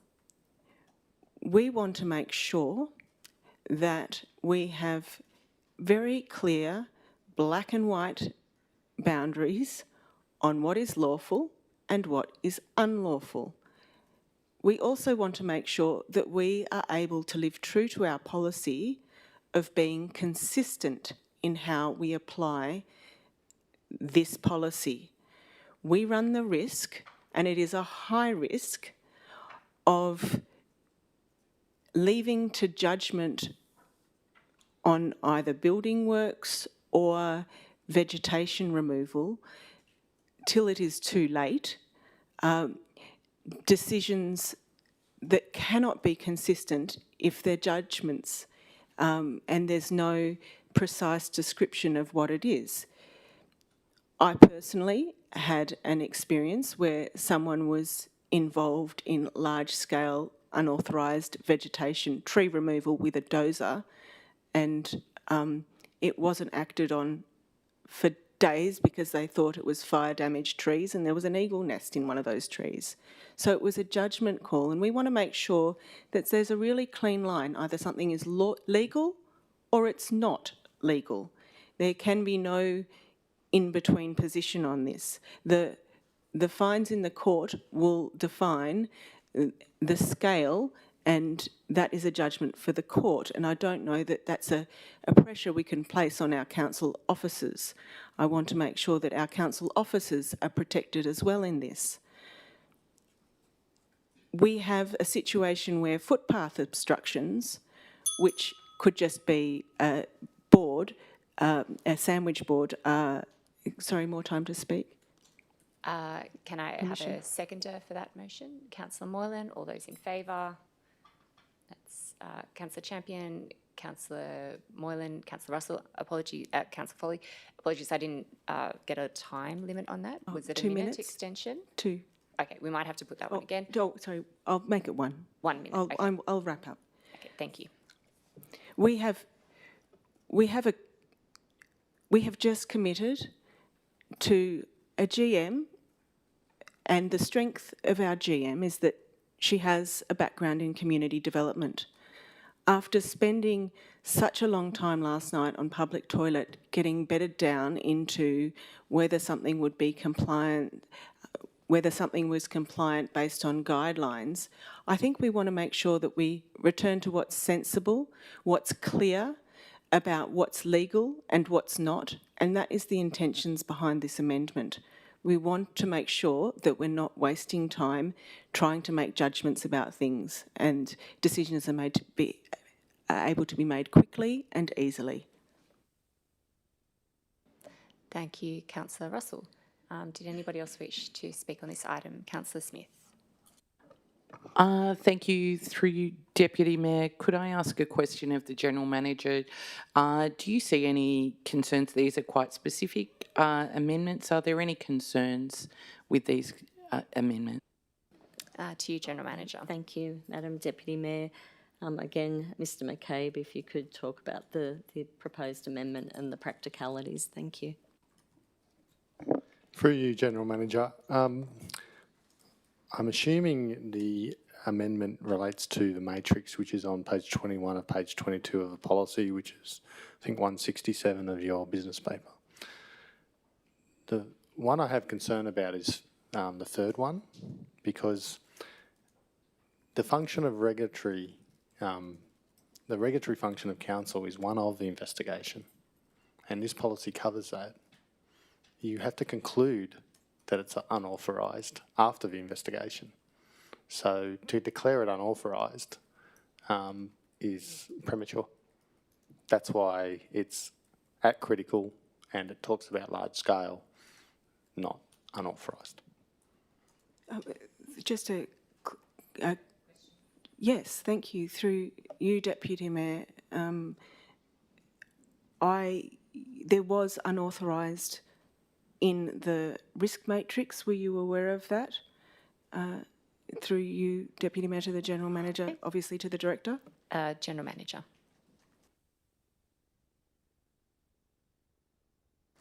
Yeah, so you're talking about the unauthorised tree removal, which I think was a medium. So in relation to tree removal, there has to be an application process for tree removal. Now, vegetation clearing is different. It's vegetation. It's not trees. Thank you. Councillor Russell?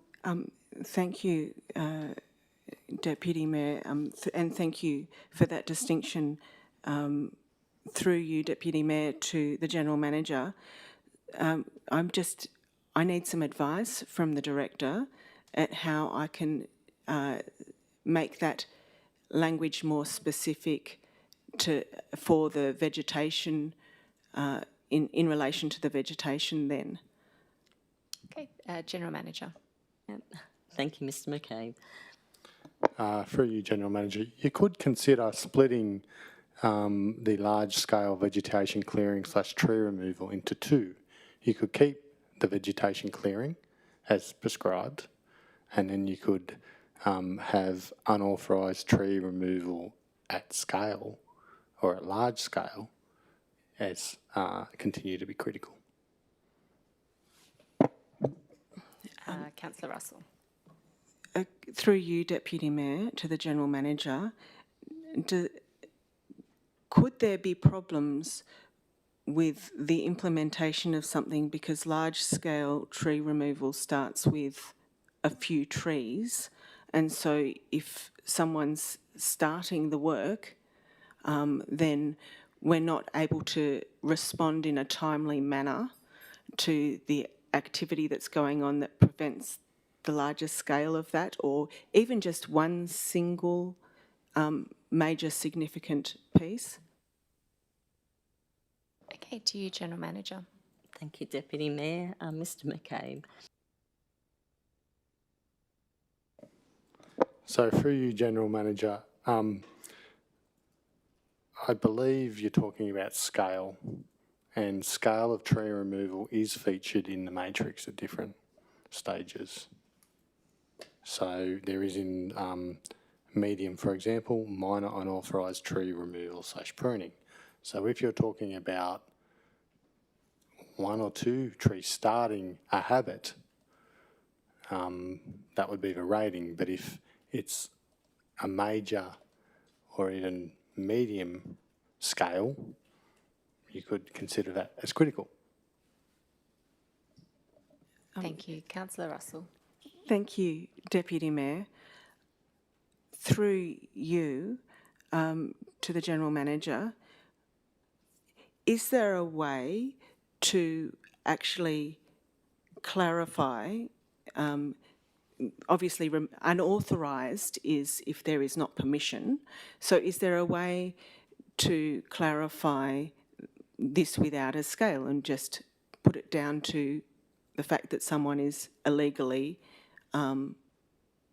removing a tree? To you, General Manager. Thank you, Deputy Mayor. Mr McCabe, are you able to assist with some wording? This is difficult, and the reason why it's difficult is because council receive representations daily about the habits of humans. And some of that might be to do with tree pruning or tree removal. Now, the scale of that tree and the species of that tree determines whether they should have put in an application or not. So it's what triggers the investigation. So whether it's one tree, multiple trees, large scale, you have to declare on that matrix where it sits. And that our staff will respond according to that. So if you deem that one tree could be an unauthorised, could be not required to be authorised, is critical, then that's what you could propose. It's really up to you. We've sort of tried to break it up to talk about scale.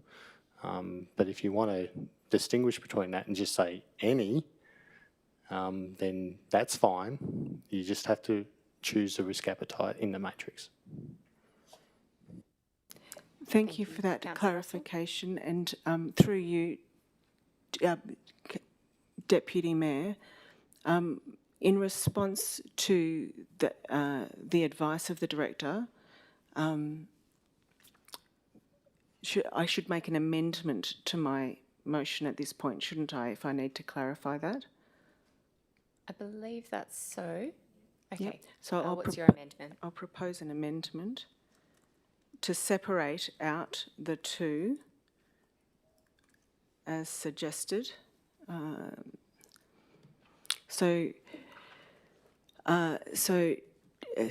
Yes, make them into separate points. So we do change large scale / vegetation tree removal too. So yeah, you can leave that wording in.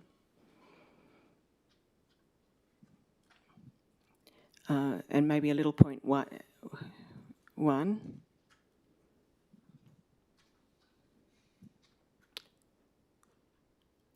Tree removal, so take out the unauthorised.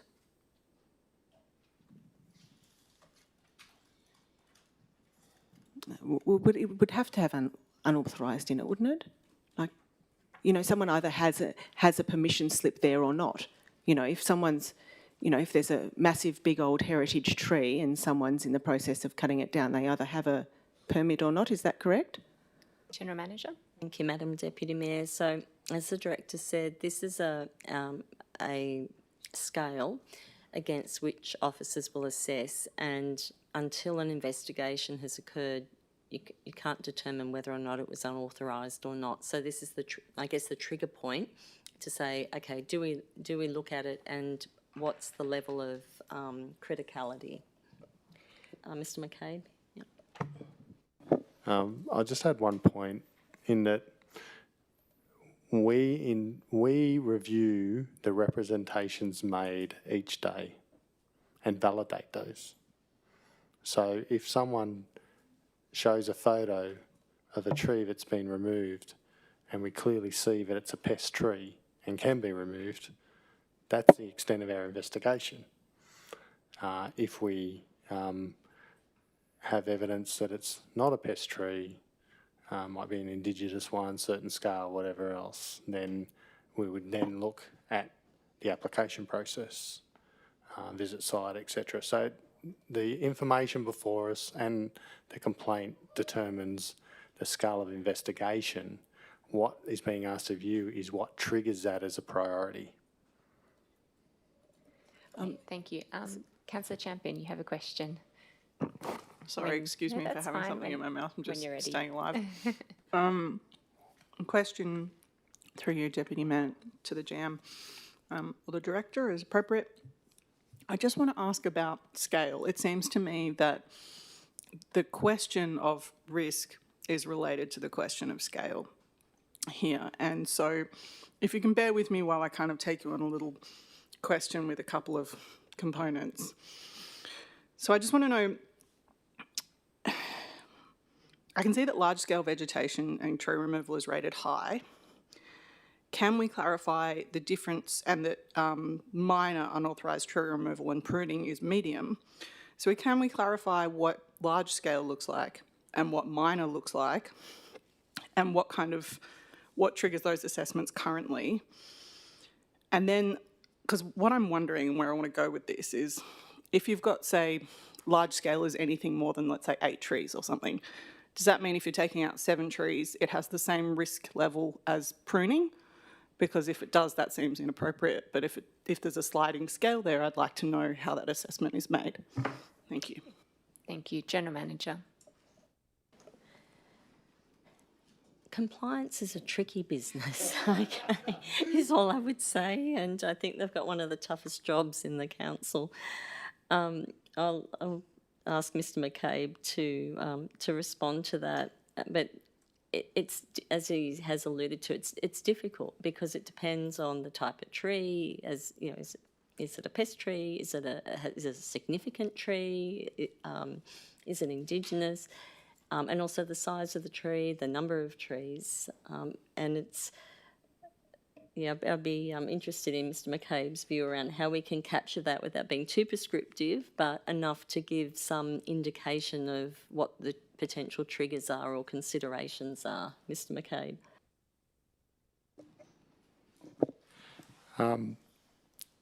There is a definition section of the policy, but it is quite concise. I'm not a big fan of having a large inventory of dictionary and definitions generally.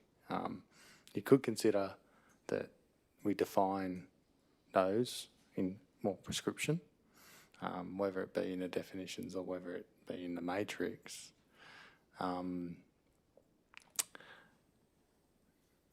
So you could consider that. We could report back on the performance of the policy in response to the trees post-adoption to give you, some stats on what's occurred, what we categorised it as, how we responded. Maybe that might help. I'm just trying to suggest ways to, Through you, Deputy Mayor, to the General Manager, I'm trying to get clarity on this, and I need everyone's help with it because, if you have a big heritage tree of whatever sort, like it's been growing for however, someone significant might have planted it, who knows, and it's been growing for 100 years. If you don't have that tree listed under critical, then how are you going to give council staff the capacity to respond in enough time so we don't lose part of our valuable cultural heritage in the Highlands, cultural environmental heritage? So it's just if a tree is in there and it's a pest species and someone sends in a photo of a pest species, are council staff able to go, oh, well, that's authorised, so we don't have to act, so we don't have to click onto our critical response time. But how else, unless we have it at critical, how else would we save the beautiful cultural, environmental heritage and otherwise that we have in the Highlands that most people come down to enjoy? It's To you, General Manager. Thank you, Madam Deputy Mayor. The directors explained when we receive these complaints, the team will look at it and make an assessment, and then based on that, assign a level. Mr McCabe, would you like to elaborate?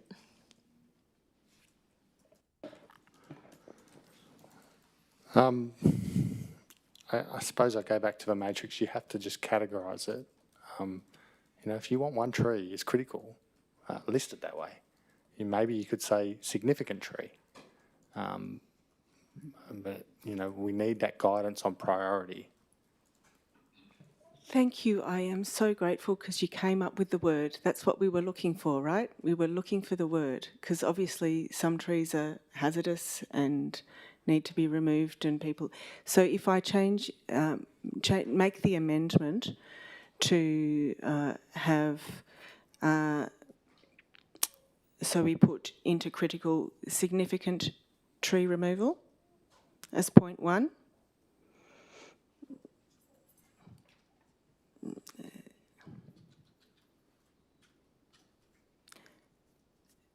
And then point 2,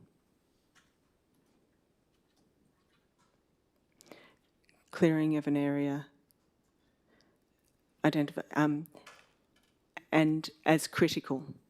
Is that right?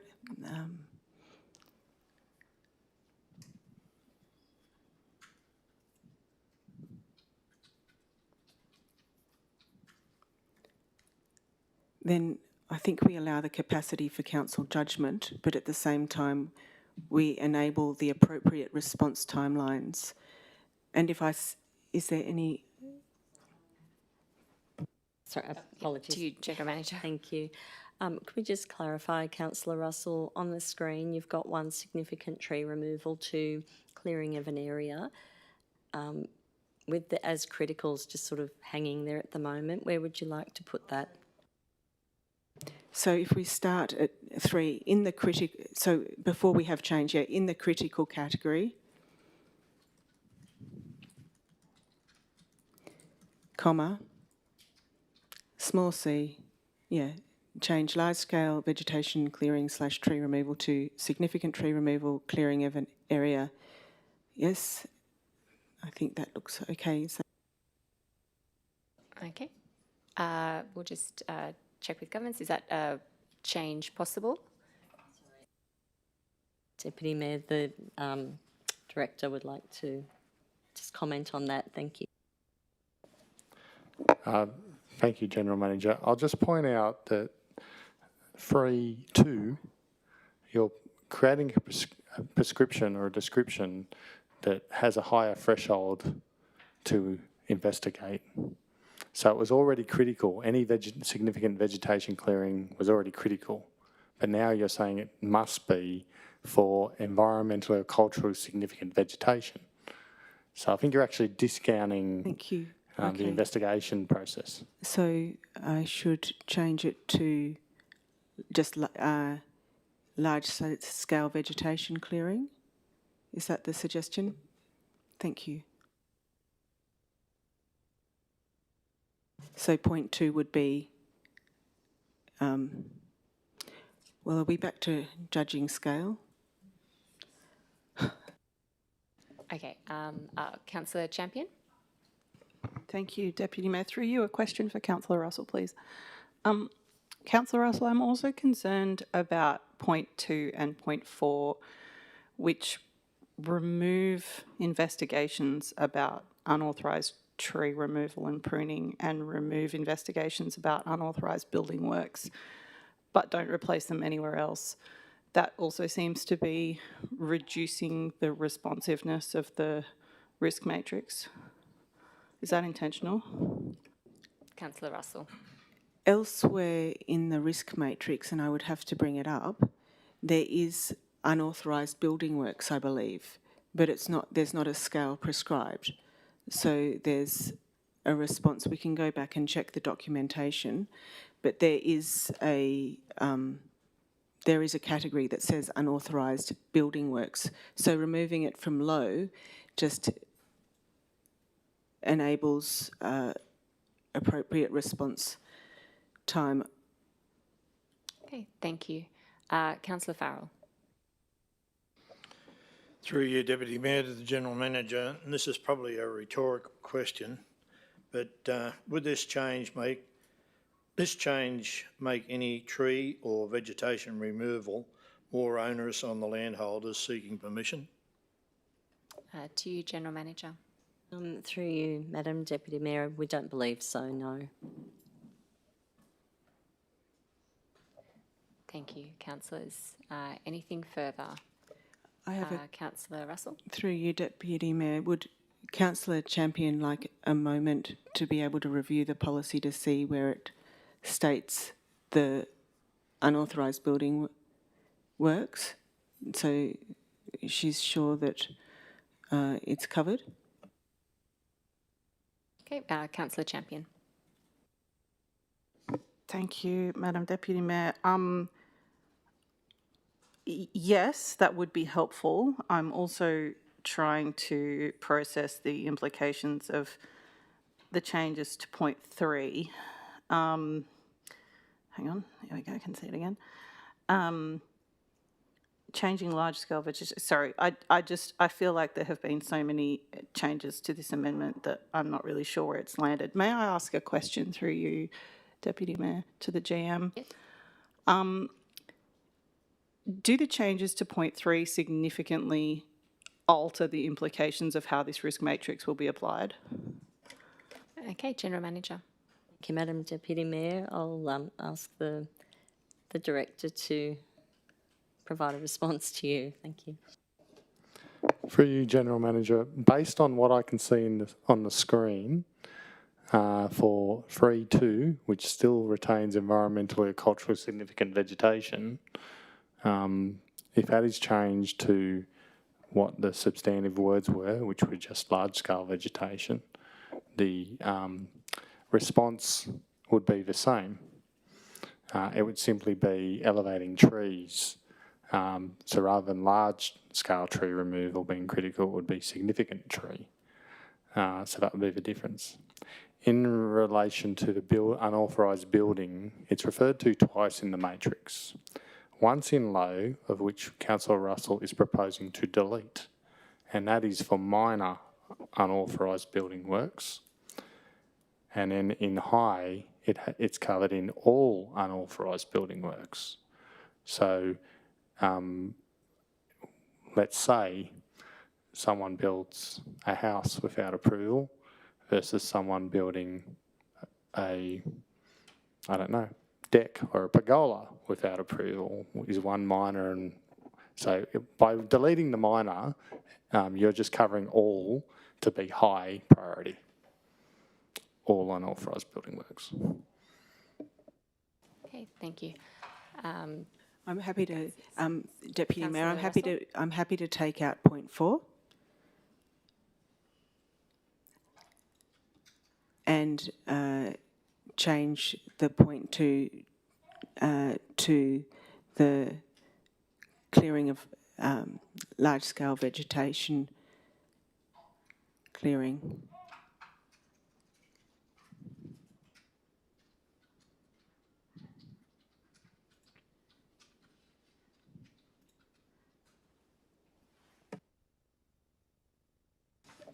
Councillor Russell, are you happy with the words on the screen?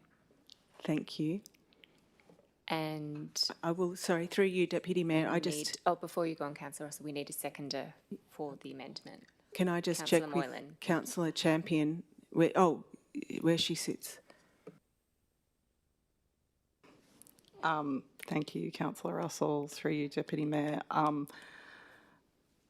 I still think that there needs to be some distinction between significant and minor, which is what I was trying to get at in my earlier question about scale.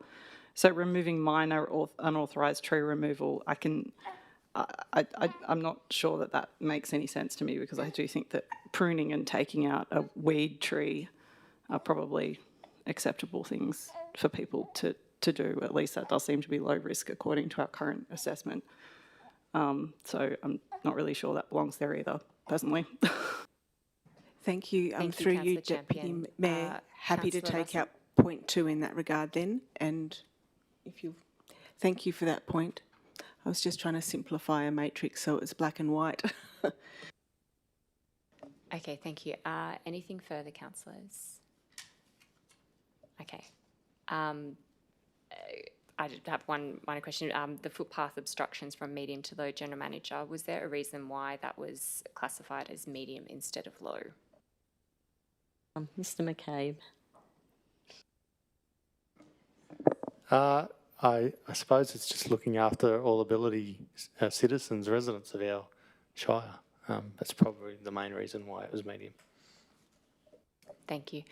Councillor Russell, if this is an amendment, there's no right of Yes, reply? no, but I haven't, it's a new amendment because, Okay. and sorry that it's, I'm really, once again, grateful for everyone's help on this. It's a complex issue and I was just trying to work through it on the morning of the meeting the other day. Otherwise, I would have done more pre-meeting consultation. So these are evolving thoughts, but everyone's contributed and for that I'm grateful.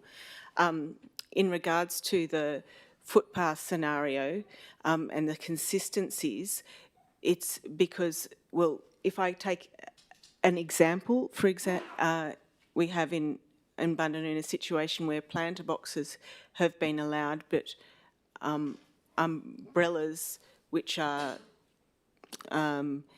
which had flat bases and pot plants that weren't jutting out were deemed to be inconsistent with the policy. So there was inconsistencies with the policy application, and I just thought, you know, or sandwich boards, like I've also been flagged that sandwich boards are found to be issues that can be easily moved by people, and I guess I was wanting to prioritise risks and what council is heavily monitoring or even monitoring in a moderate sense and having to chase up over time and what staff hours are being taken up with. I know full well the issues of having all abilities access on footpaths, but And I don't know that having that as a low priority, obviously it's also a judgment call in that if something's a major obstruction and it's sent through to council, council will act responsively. But I want to make sure that we're not, in terms of what are guidelines and what is the law, that we're prioritising compliance on the law over guidelines. Thank you, Councillor Russell. Did anybody have anything further on this amendment? Councillor Champion. Thank you, Madam Deputy Mayor. Through you to Councillor Russell. Councillor Russell, I respect your attempts to articulate this for the sake of compliance and clarity. However, I'm concerned that point 1 does elevate risk for members of our community who need to know that footpaths are clear and usable. I would like to suggest that you remove point 1 from your amendment, if you would consider that. Let's do it. Councillor Let's prune Russell. it.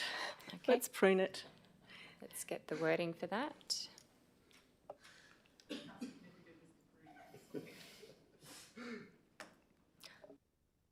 Councillor Russell, are you happy with the words there?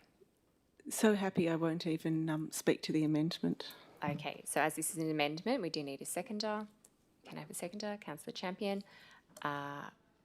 If nobody wishes to speak further to this, I'll now put the motion. All those in favour? Oh, sorry, my apologies. That is an amendment that we're putting and not the motion. Councillor Moylan, did you have something? Thank you, Deputy Mayor. Just a comment. I can see that Councillor Russell is taking a common sense approach to something that is quite complex. And I know that this is a matrix, and I'm confident that staff will apply their discretion and judgment to this matrix, but I commend Councillor Russell for injecting common sense into this. Okay, thank you. If there's nothing further, then we'll now put the amendment. All those in favour? Councillor Duffy, Councillor Champion, Councillor Farrell, Councillor Moylan, Councillor Russell, Councillor Smith, Councillor Foley. That's carried unanimously. So the amendment now becomes the motion. And is there anything further on this motion, councillors? Okay, we will now put the motion. All those in favour? And that is carried unanimously. Okay.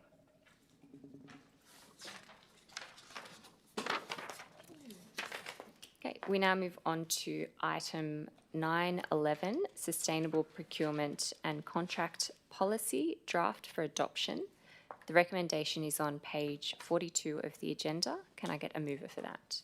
Councillor Duffy, can I get a seconder for that? Councillor Moylan, Councillor Duffy. I just want to move it with a really, really small change. I think we've moved the motion now, so it'll have to be an amendment, if that's... Is that, yeah, that's okay. We did, yes, I got a seconder. Okay, yep. Oh.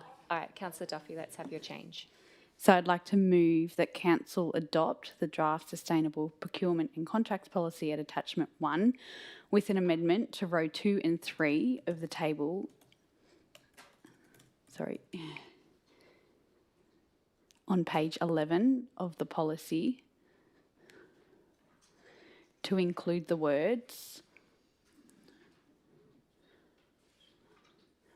or prescribed entity are included after the words council established panel.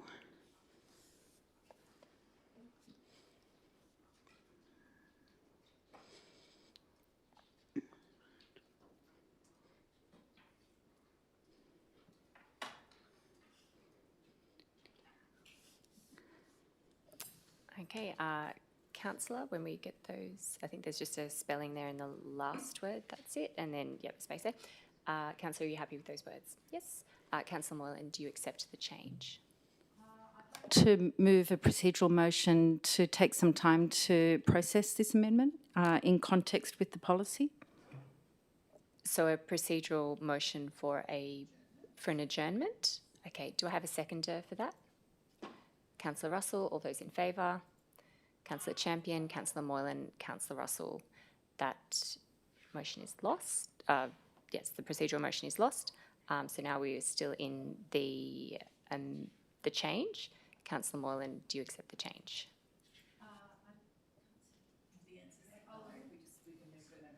Okay, sure.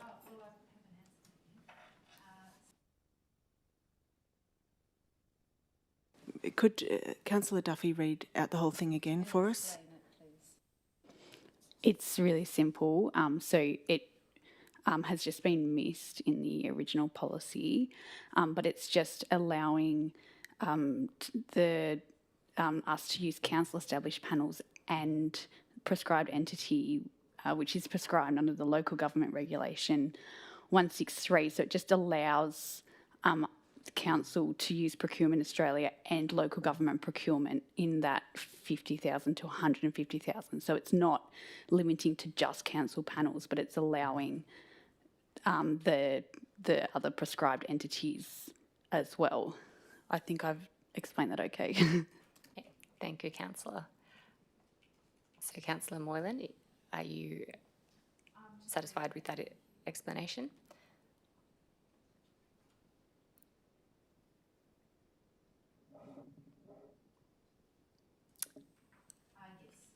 Okay, thank you. So that now becomes the motion. Okay, thank you. Councillor Duffy, do you wish to speak to this one again? No, I just spoke. Thank you. Did anybody else have anything to add? Councillor Moylan. I'd like to move a procedural motion, Deputy Mayor, of a return to the 3-minute entitlement to speak, given the significance of procurement and how it directly affects the local economy. Okay, do we have a seconder for that motion? Councillor Russell. I will now put that to the vote. All those in favour? Councillor... Oh. Yes, so it was a return to the time limit of 3 minutes for speaking as opposed to the current, which is 1.5 minutes, I believe. Okay, I will now put the motion. All those in favour? Councillor Moylan, Councillor Russell. All those against? Councillor Duffy, Councillor Champion, Councillor Farrell, Councillor Smith, Councillor Foley. That motion is lost. So we're now in the motion. Did anybody wish to speak to that? Councillor Moylan. Excuse me, Deputy Mayor, can I ask, we haven't voted on the amendment yet, have we? There is no amendment. It's moved with a because- change. Yes, it was moved Right. with a change, so that now becomes the motion. Right, okay. Well, I have some questions. Go ahead. Thank you, Deputy Mayor. Through you, Deputy Mayor, to the General Manager, has there been a shift within council procurement to use the local government procurement portal instead of going to tender in its own right? Has there been a strategic shift in that? General Manager. Mr. Kuzmanowski, are you able to respond, or would you like to take that on notice?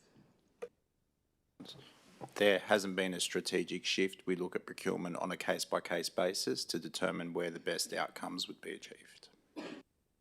Okay, thank you.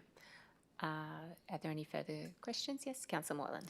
Thank you, Deputy Mayor. And has there been, through you, Deputy Mayor, to the General Manager, has there been an increase in use of non-local suppliers sourced from the local government procurement portal who are subcontracting in the Shire? To you, General Manager. I will take that on notice. Thank you, Madam Deputy Mayor. Okay, thank you. Would anybody else like to speak on this one? Councillor Moylan. Thank you, Deputy Mayor. I've got a few questions here. Through you, Deputy Mayor, to the General Manager, I'll reframe the question. Have we seen an increase in the use of subcontractors? So local suppliers external to the Shire subcontracting to suppliers in the Shire. Have we seen an increase in that activity in procurement? Okay, to you, General Manager. Through you, Madam Deputy Mayor, I don't know that we can quantify that, but again, happy to take that on notice and come back. Okay, thank you. Councillors, anything further? Councillor Moylan. Thank you, Deputy Mayor. With with regards to the local government procurement portal, through you, Deputy Mayor, to the General Manager, is there a cost, both real and in resource time, for local businesses to get onto the portal? To you, General Manager. Thank you, Madam Deputy Mayor. As part of preparing the policy, the CFO's had a number of consultations with local business, including Grow, and we've also had local government procurement come and talk at one of the recent procurement forums. Mr Kuzminowski, are you able to provide the councillor with any feedback from that? Generally, I was not at the forum, but the themes that were discussed at that forum in May were showing how local vendors could access the local government panel and I guess show not just at a local level but also a regional level what they could be exposing themselves to in terms of access to services and their ability to tender and bid for works within that local government procurement panel. Okay, thank you. Anything further, councillors? Councillor Moylan. Thank you, Deputy Mayor, and through you to the General Manager. Again, on the local government procurement portal, are you aware that there is a charge passed on to both the supplier and council for using that portal? To you, General Manager. Mr Kuzminowski, thank you. I believe there is, but I can't quantify what the charge is. Okay, thank you. Councillor Moylan. Thank you, Deputy Mayor. In my communication with many businesses in the Shire, there has been a transition of suppliers onto the local government procurement portal. How has that transition been managed and transitioning suppliers from a direct tender process to the local government procurement portal through Deputy Mayor to the General Manager? Okay, to you, General Manager. Thank you, Madam Deputy Mayor.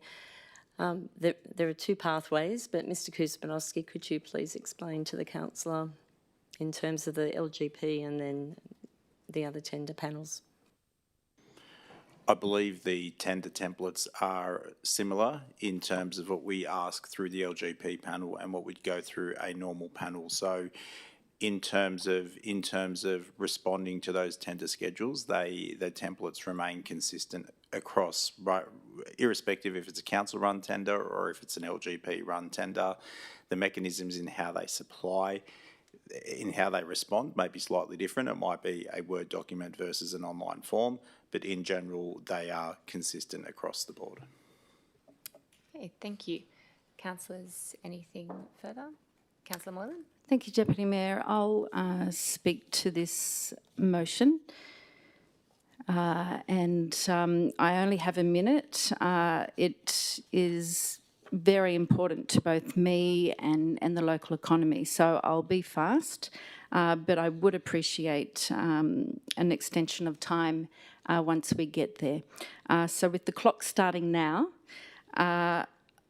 I want to firstly thank the staff and particularly the CFO for the engagement with the local business chambers and the suppliers. With regards to the change of the $50,000 to $150,000 procurements on an established panel, not having a probity advisor, I said earlier in a meeting that I would support that on the proviso that local suppliers are assisted and engaged in understanding the procurement process and the tender process and why some of them aren't successful, and that has been done. I would like to see that formalised in the policy. Have had lots of good feedback, but it is critical to transitioning suppliers onto the local government procurement portal. I have had some businesses share with me their experiences that when they've shifted onto the local government portal, they have absorbed costs between $10,000 and $40,000. And once they get onto the panel, they then have been advised that a new internal panel is now going to be established. So this is something I would like to investigate, and I'll ask for an extension of time, given the significance of this. Do we have a seconder for that motion? Councillor Russell. All those in favour? Councillor Moylan, Councillor Russell. All those against? Councillor Duffy, Councillor Champion, Councillor Farrell, Councillor Smith, Councillor Foley. That motion is lost. Did anybody else wish to speak on this item? I'll make an amendment. Thank you, Deputy Mayor. Okay. What are your words? So point number 2, thank you.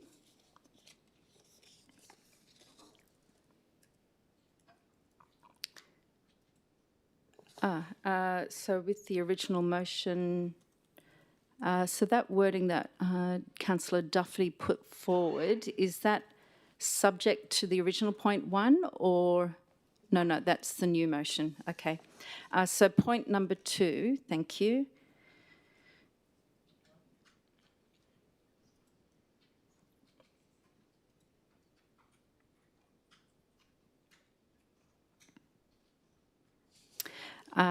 Council commit in the sustainable procurement and contracts policy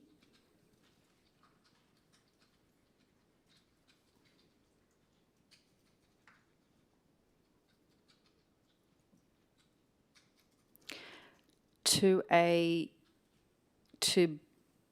quarterly procurement workshops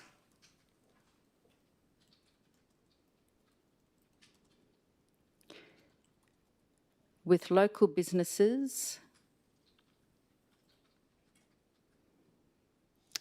to give and receive feedback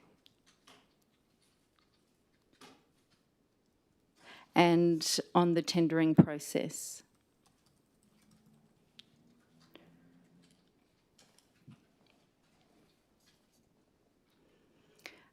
And then point number 3, thank you. Council increase the weighting. That's WEIGHTING, thank you. For local businesses to 15%, or in the alternative, delete the weighting of 5%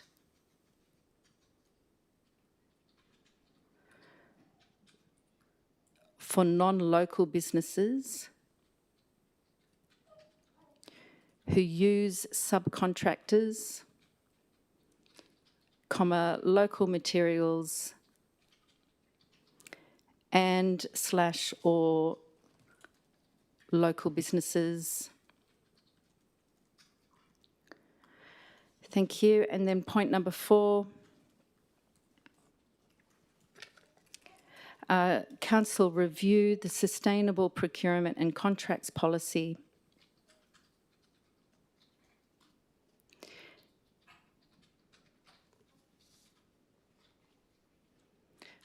in 6 months to consider a, inverted commas, first right of refusal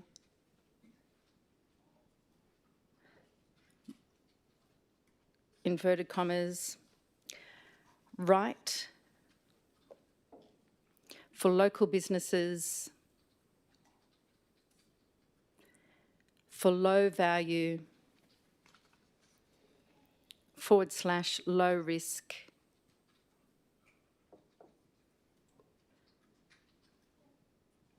procurements, full stop.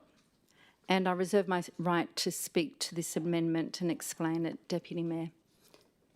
Okay, are you happy with the words on the screen? Yes, I am.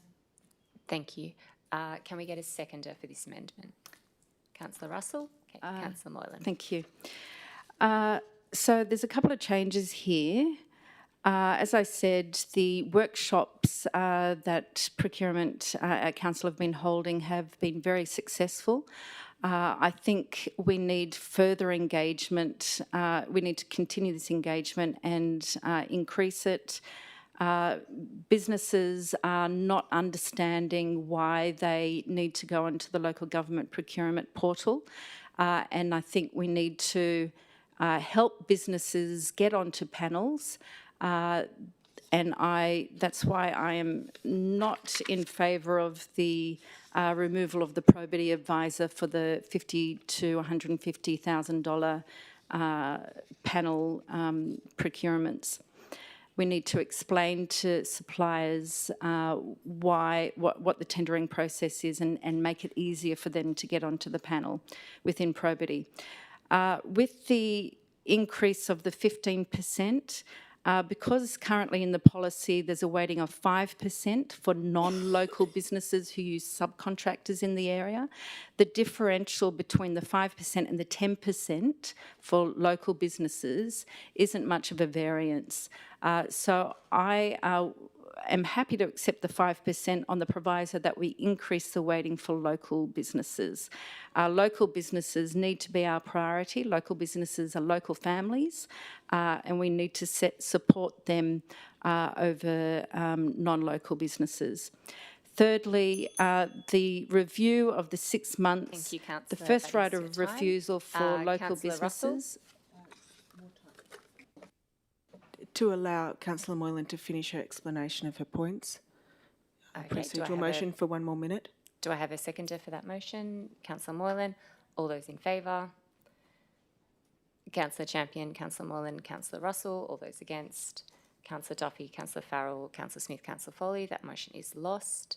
Did anybody else wish to speak to this amendment? Councillor Russell.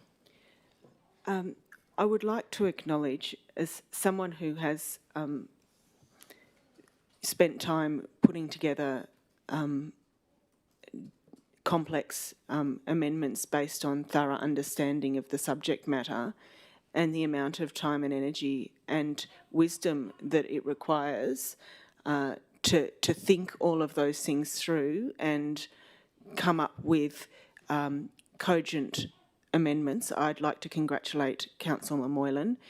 We are privileged here that we do have on our council a lawyer with procurement background. As an asset to a board, this is considerable, and we're working on our procurement policy.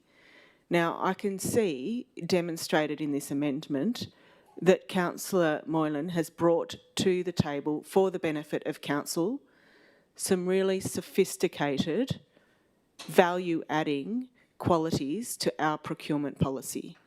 And for that, I'm grateful. It's part of the strength that we have as a council when we respect and acknowledge the skills that each councillor brings to the table, and make sure that we utilise and maximise those efforts for the best interests of our community. And in this case, the local business community. I would like to conclude by asking, through you, Deputy Mayor, I'd like to ask a question of Councillor Moylan. Could you just, I don't actually know what first right of refusal is. Could you please explain that to me? Councillor Moylan. Thank you, Deputy Mayor, and thank you, Councillor Russell, for the question. First right of refusal right is a common term in contracts, commercial contracts, where the beneficiary of that right has the first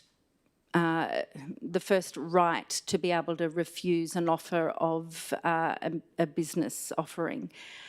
So this is something I want to include in the policy for local businesses, for low value, low risk procurements. So this is a standard clause in a lot of local procurement policies in neighbouring councils, and $50,000 would make a big change to a small business in the local area, and therefore a big change to a family. So this is quite easily implemented operationally, and this is something that we put in place in the first notice of motion, where I had the support of 6 councillors here. So I want to make sure that that intent is actually brought forward into this policy. The other thing is it promotes the Southern Highlands brand, which goes to our corporate strategy that we all authorised and approved some time ago. Excuse me, Councillor Moylan, I believe that there was a question asked, and if you have anything further to add to the question that was asked by Councillor Russell, otherwise you're going off topic. Certainly, thank you, Deputy Mayor. So as I was saying, it is an easy, the first right of refusal right, supports the local business. They know that their council is supporting them, and it's an easy thing to implement within the procurement team. And this is something that, as I said, we've been pursuing for some time now, and it's something that can be implemented either through an invoice or even a credit card, and would make a big impact to the local economy. Thank you for the question. Thank you. Councillor Farrell? Through you, Deputy Mayor, to the General Manager, another rhetorical question. Would this be more resource intensive? Okay, to you, General Manager. Thank you, Madam Deputy Mayor. Councillor Farrell, to clarify, are you the additional amendments proposed? The additional amendments. Yeah. What I would say with the inclusion of the forum, and I cannot quite find it in the amendment, is that that's something that is quite operational, and we've included that in the operational plan that Council has adopted this year. We have 2 forums. If that's something that Council would like to continue, the operational plan would be the most appropriate way. If it's about the outcome that Council's seeking is about ongoing engagement with the business community, that would, I would suggest, be a more appropriate point to include in the policy rather than being prescriptive around how that engagement would occur. That's a suggestion to be helpful. And the other points 3 and 4, 3, it's just a part of a process. It's adjusting a percentage. I don't know what that would mean in terms of impact, in terms of cost, but that's not onerous. And point 4, it's asking us to review the policy in 6 months. So it's, again, not onerous, would bring back a report on point 4. Thank you. Okay, thank you, General Manager. Just on that, bringing back a report, is that typically something that would be done regardless on a policy like this? Thank you for the question, Deputy Mayor.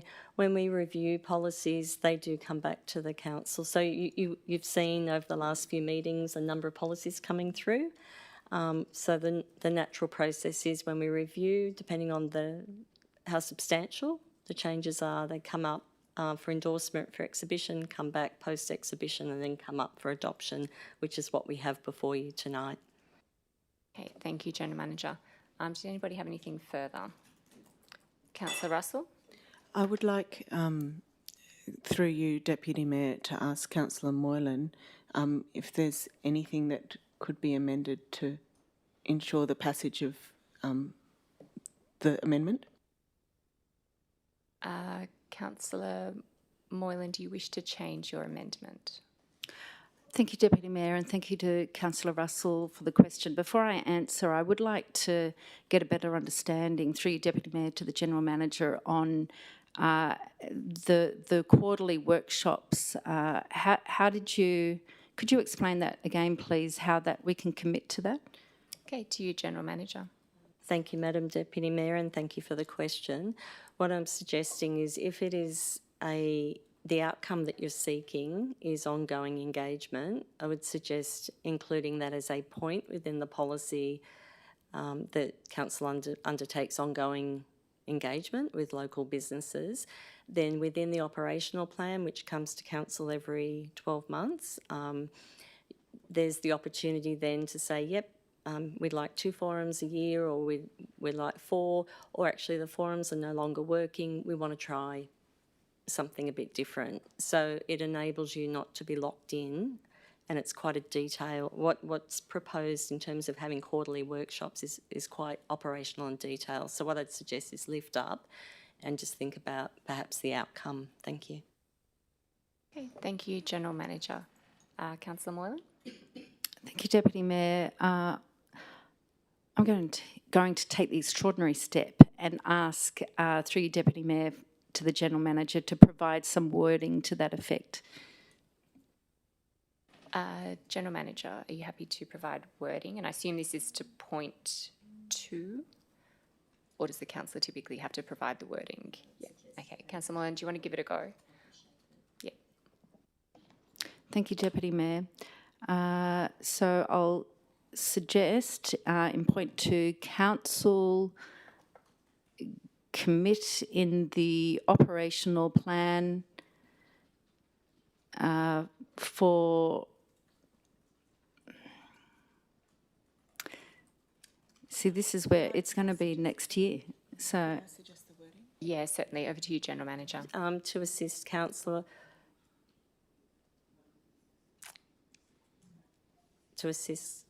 Councillor Russell. Sorry, Councillor Russell, the General Manager is speaking. Yep, sorry.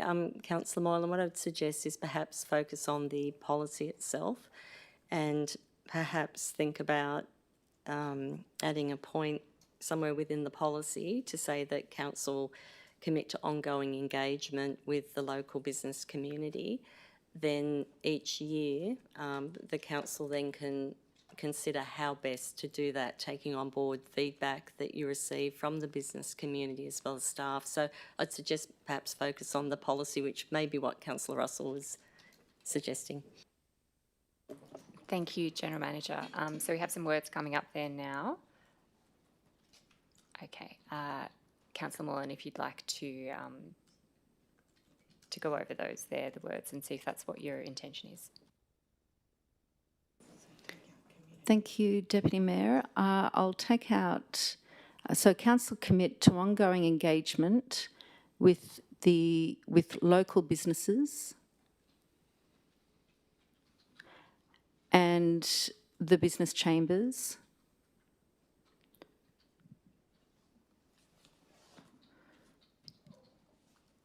in the sustainable procurement and contracts policy.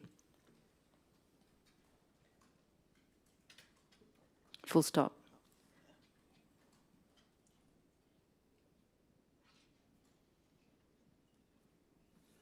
Okay, Councillor Moylan, are you happy with the words there on the screen?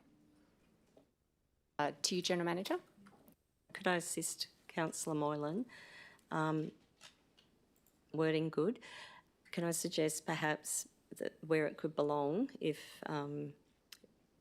you agree, is under on page 185 of the attachments, under section 3.1, elected council, and then it has the elected council shall, and then you could add that as a dot point. So it's embedded into the policy as a change. Through you, Deputy Mayor, to the General Manager, could I have that clause number again, please?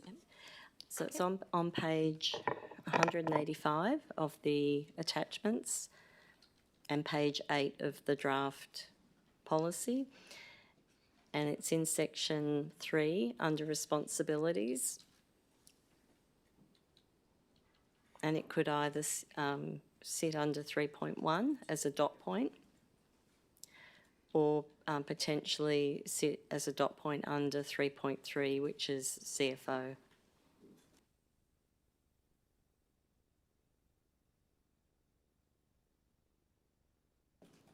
Okay, Councillor Moylan, are you happy with the wording there for your amendment? I'll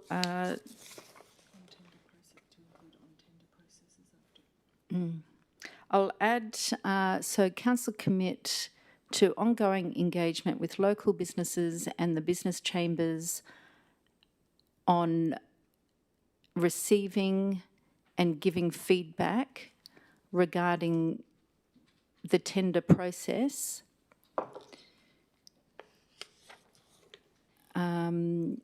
in section 3.3 of the Sustainable Procurement and Contracts Policy.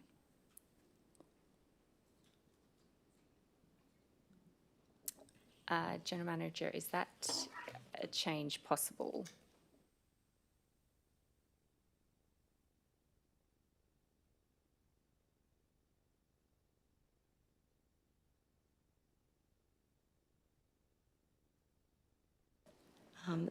Through you, Madam Deputy Mayor.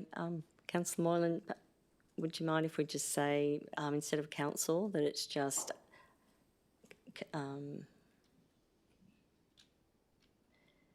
update, sorry, that council update clause 3.3 of the Sustainable Procurement and Contracts Policy, adding a point under section 3.3 and then dash, are you with me? Sorry. Update the policy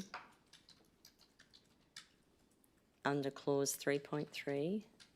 So it's basically the end. Yep.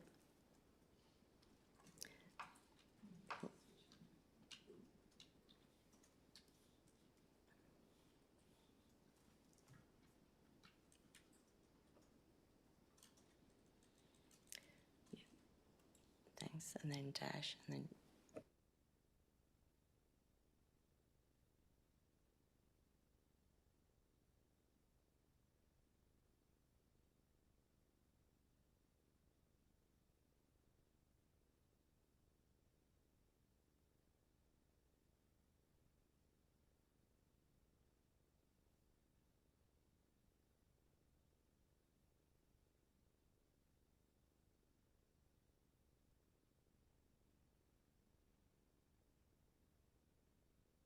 so, Councillor, I've just tried to fit it in terms of getting the flow under the points under 3.3.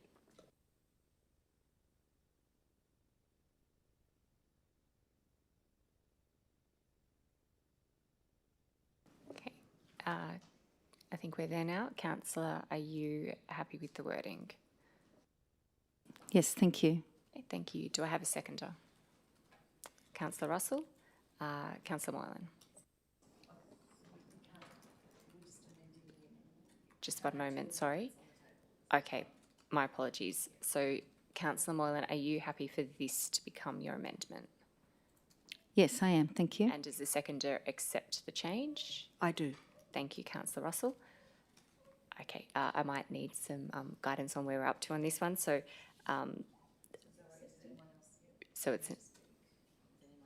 would anybody else like to speak to this one? Councillor Duffy. It's really short. I don't have an issue with the A and the B, but it's just point 2 and 3 that we've already debated. It's been a long time debating on these. Last time this came to council and we voted it down and now it's back again, and I just don't agree with them. So I won't be voting for this amendment. Okay, Councillor Russell. Through you, Deputy Mayor, to Councillor Duffy, I really want to understand why you don't agree with those particular points. Sorry, but yeah. Councillor Duffy, do you wish to answer that question? No. Okay, thank you. Through you, Deputy Mayor, to Councillor Moylan, given that Councillor Duffy has said that, could you explain, you've explained point 3 to me, could you explain point 2 more clearly? Okay, Councillor Moylan. Thank you, Deputy Mayor, and through you to Councillor Russell. As I was saying earlier, the transition to the local procurement government portal has caused a great deal of consternation to a lot of local businesses, and cost and resource time. And what we're seeing is a lot more non-local suppliers using subcontractors within the Shire. We need to shift the focus to local businesses. And by having a 5% weighting for non-local businesses who use subcontractors, ostensibly you would think that that would help local businesses. However, the difference between 10% for local businesses and 5% isn't that much. So to incentivise or increase that variance, I've suggested that we increase the local businesses weighting to 15% if we're going to keep the 5%, or we delete the 5% for non-local businesses. Essentially what this is putting the focus back onto local businesses and not non-local businesses using subcontractors. Thank you. Through you- Councillor Russell? Through you, Deputy Mayor, to Councillor Duffy, if we did just take out the deletion of the weighting of 5% for non-local businesses who use subcontractors, would you be more supportive? Councillor Duffy, do you wish to answer that question? Yeah, no, I wouldn't be, because increasing it just has huge risks of actually increasing our overall costs, because there's just a massive flow-on effect. Okay, thank you, Councillor Duffy. Deputy Mayor, Councillor Russell. thank you, Deputy Mayor, and thank you, Councillor Duffy. That's helped me. So if we were to change it to, okay, so it's just either. So if we just took out the council increase the weighting for local businesses, if we took that out and we just deleted the weighting of 5% for non-local businesses, would that be sensible? So was that a question? Councillor Duffy, do you wish to answer that question? I think the 10% that's in the current policy is fine, so I don't see why we need to change it, which is sort of what we debated last time. Okay, thank you, Councillor Duffy. I do have a question. Sorry, Deputy Mayor. I'm sorry, Councillor Moreland, I was asking a question. Following on from the points that Councillor Duffy made to you, General Manager, if we were to update the policy as per point B, which is the 3.3 Chief Financial Officer, if we were to update that to commit to ongoing engagement with local businesses and the business chambers on receiving and giving feedback, would that actually capture any feedback from local businesses about the weighting, about how it's working, how it's not working, about their use of local subcontractors, and the local businesses with low value, low risk procurements? Thank you, Madam Deputy Mayor. That was a very long question. The essence of the dot point is to encourage that ongoing feedback. So over time, there may be different issues. And so it gives a policy framework in which to enable staff to work to create avenues to gain that feedback and then bring back whatever's needed, whether it's weightings, whether it's challenges with systems. It enables that flexibility. In that case, I'll speak to the amendment. I am in favour of the amendment point A, and if point B is added, and it does actually cover off points 2 and 3 and gives local businesses the opportunity to give us the feedback on how the policy is working, I would like to see the policy put into action. I believe there was a huge amount of community consultation that went into getting this policy to where it is. I was particularly impressed to see certain points that were included based on feedback from community members and businesses around 2.2 value for community, 2.5 sustainability, and 2.6 procurement. Excuse me, Deputy Mayor, I believe I have been misunderstood through Councillor Duffy's question, so I'd like to speak to that, please. So are you speaking to the amendment? I might need some help in tracking this one. So we have an amendment. Okay. Okay, thank you. Certainly. So in Councillor Duffy's question earlier, she was explaining how we had already debated this before. So item number 2 is a new proposition completely. and I'd like to take some time to explain that.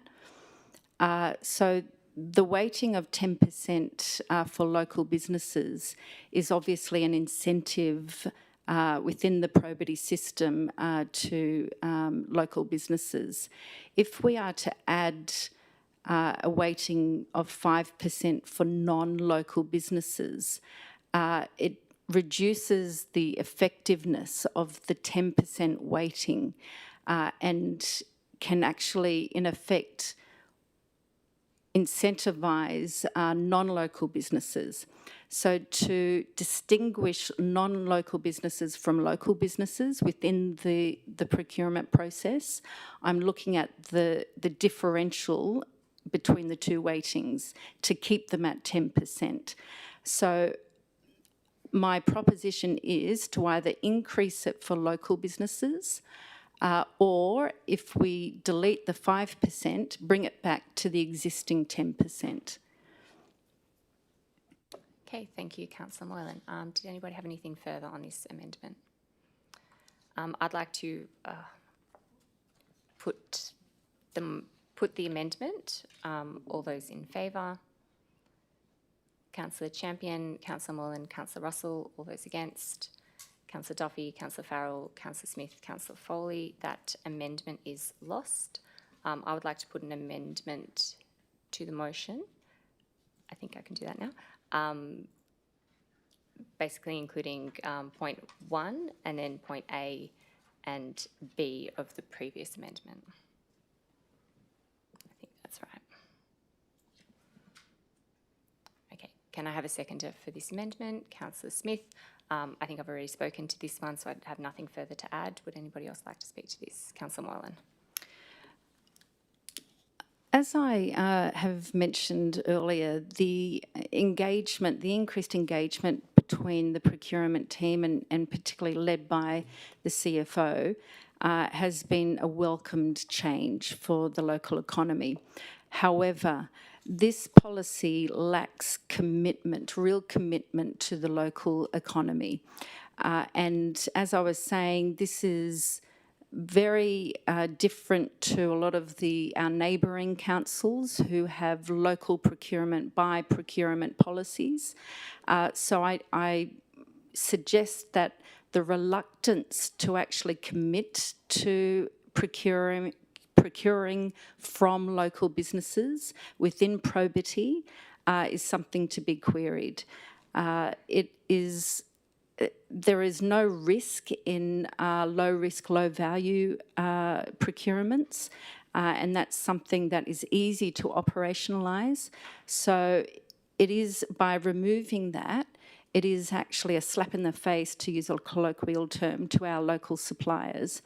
And to paint a picture to councillors, the sort of things that I have in mind for low value, low risk is artwork, it can be gifts, it can be catering. This sort of low value, low risk procurement means a lot to local business and is a small change for council. Would anybody else like to speak on this amendment?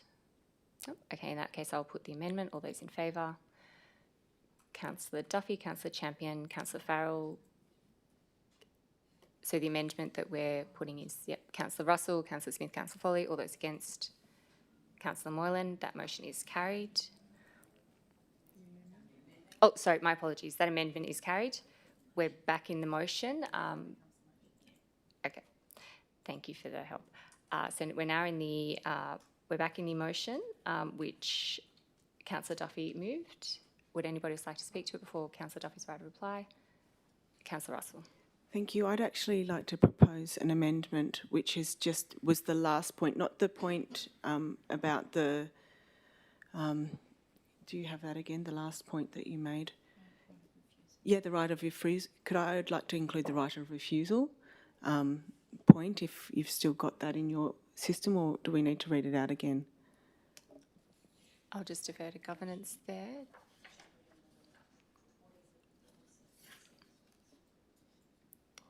So this is an amendment? That's correct. Thank you.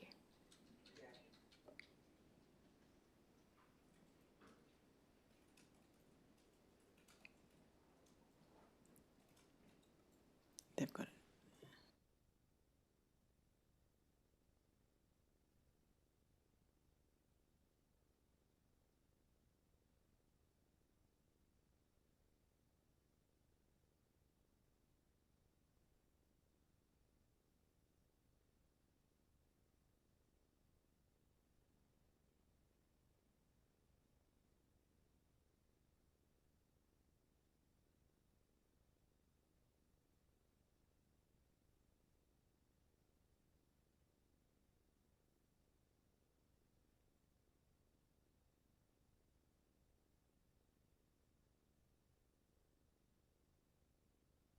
Apologies. We need a seconder for that amendment. Councillor Moylan.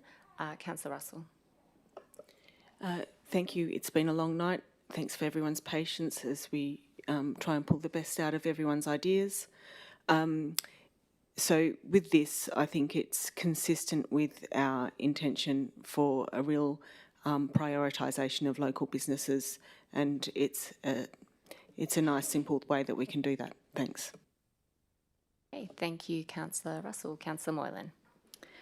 I'd like to talk to this amendment. I was very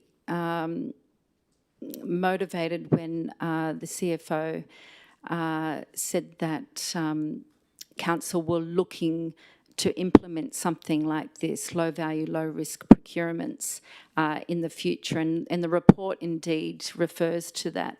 So I would like to put this in perspective for councillors that this is, that there is an appetite for this. And the CFO, I know in my conversations, has indicated that appetite and to us in workshops. So this is nothing risky. It is low risk, low value, and yet such a minor change to the operations of council would make such a big positive impact to local small businesses. And local small businesses are families, and local small businesses have employees. So to not vote for this, there's no risk to council.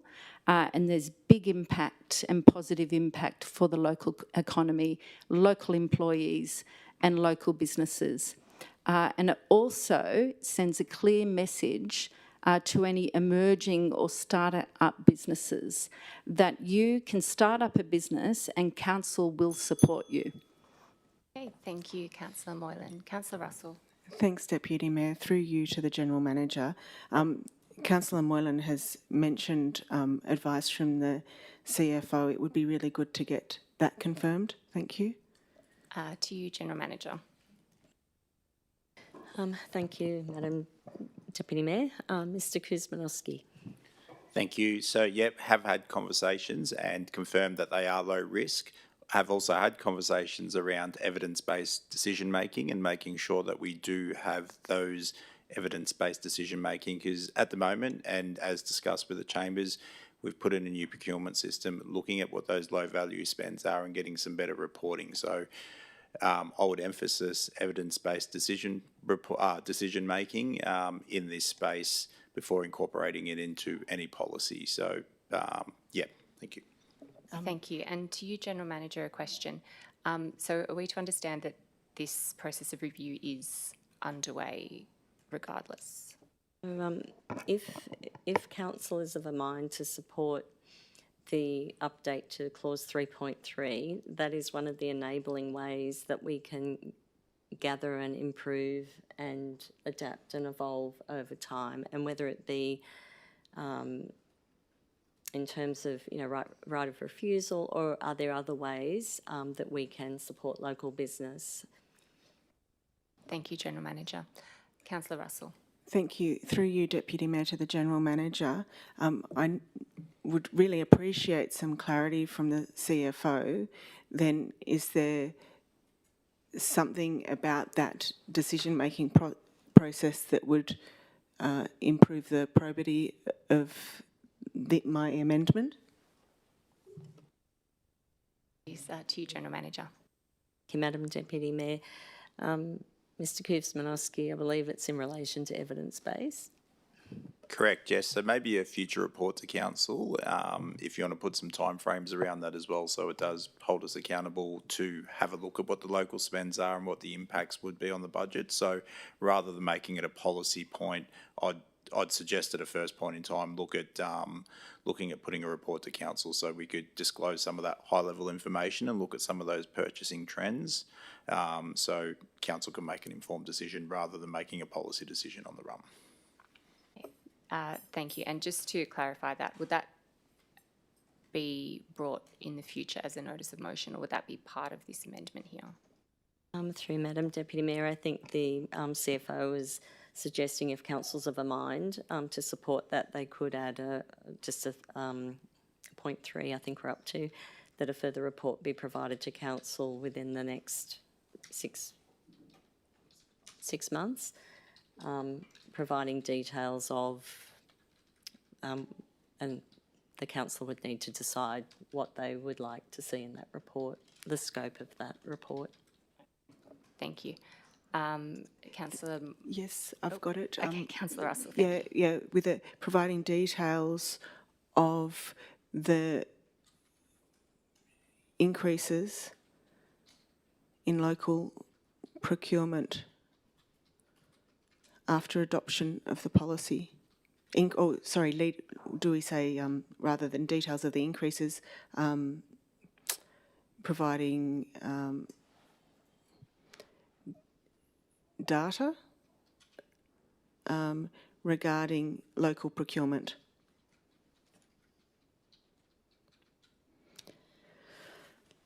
Okay. We'll just get the words up there on the screen.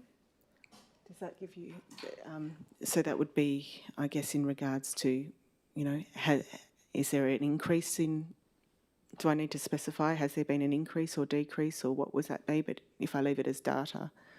If it's left as providing data, General Manager, is that acceptable? For you, Madam Deputy Mayor, CFO, would you like just a bit more guidance around the scope?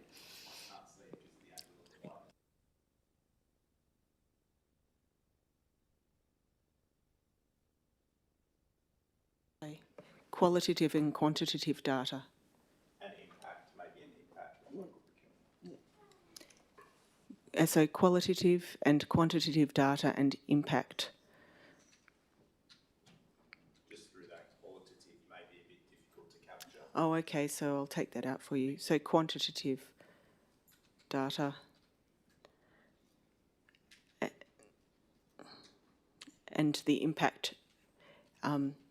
and the impact of the policy on local procurement.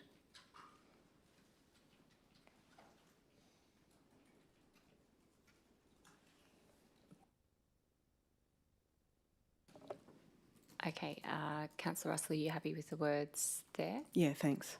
Now, I believe this was a change to your amendment, which was seconded, I believe, by Councillor Moylan. Do you accept the change? Yes, okay. Do we speak, sorry, some guidance here. Do we speak to the change on an amendment? No? Okay, we move on.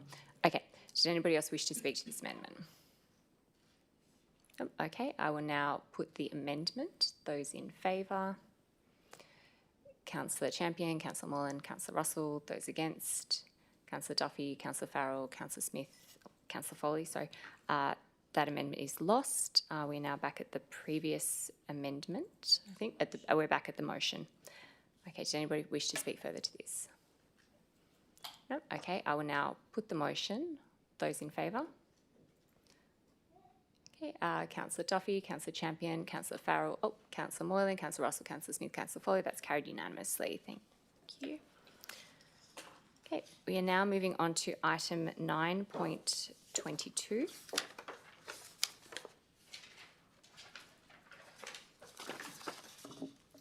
Okay, that is 9.22, Development Assessment Progress, August 2025. The recommendation is on page 95 of the agenda. Can I have a mover, please? Councillor Smith. Can I have a seconder, please? Councillor Duffy, thank you. Councillor Smith. I forgot how to speak. It's been so long. So I'd just like to start this with a question through you, General Manager, Deputy Mayor, to the General Manager. I note that the Premier today has introduced a new bill with some the planning reform bill. Could I ask, how does this align with our priorities? To you, General Manager. Yep. Thank you, Madam Deputy Mayor, and thank you for the question. It is very fresh off the press, but I will ask the Director to provide you a bit of an update to the best of his knowledge. I think it was released yesterday, so 24 hours ago. Mr McCabe? Through you, General Manager, thank you. Yes, I have been doing homework prior to the meeting and during the meeting, and here's a copy of the bill. And you can see that I've actually highlighted where there's alignment with our current actions, adopted actions from April. Additionally, there's other objects of the bill, such as eliminating regional and Sydney region planning panels. So what that would mean is that there'd be an increased demand on either councils or local planning panels.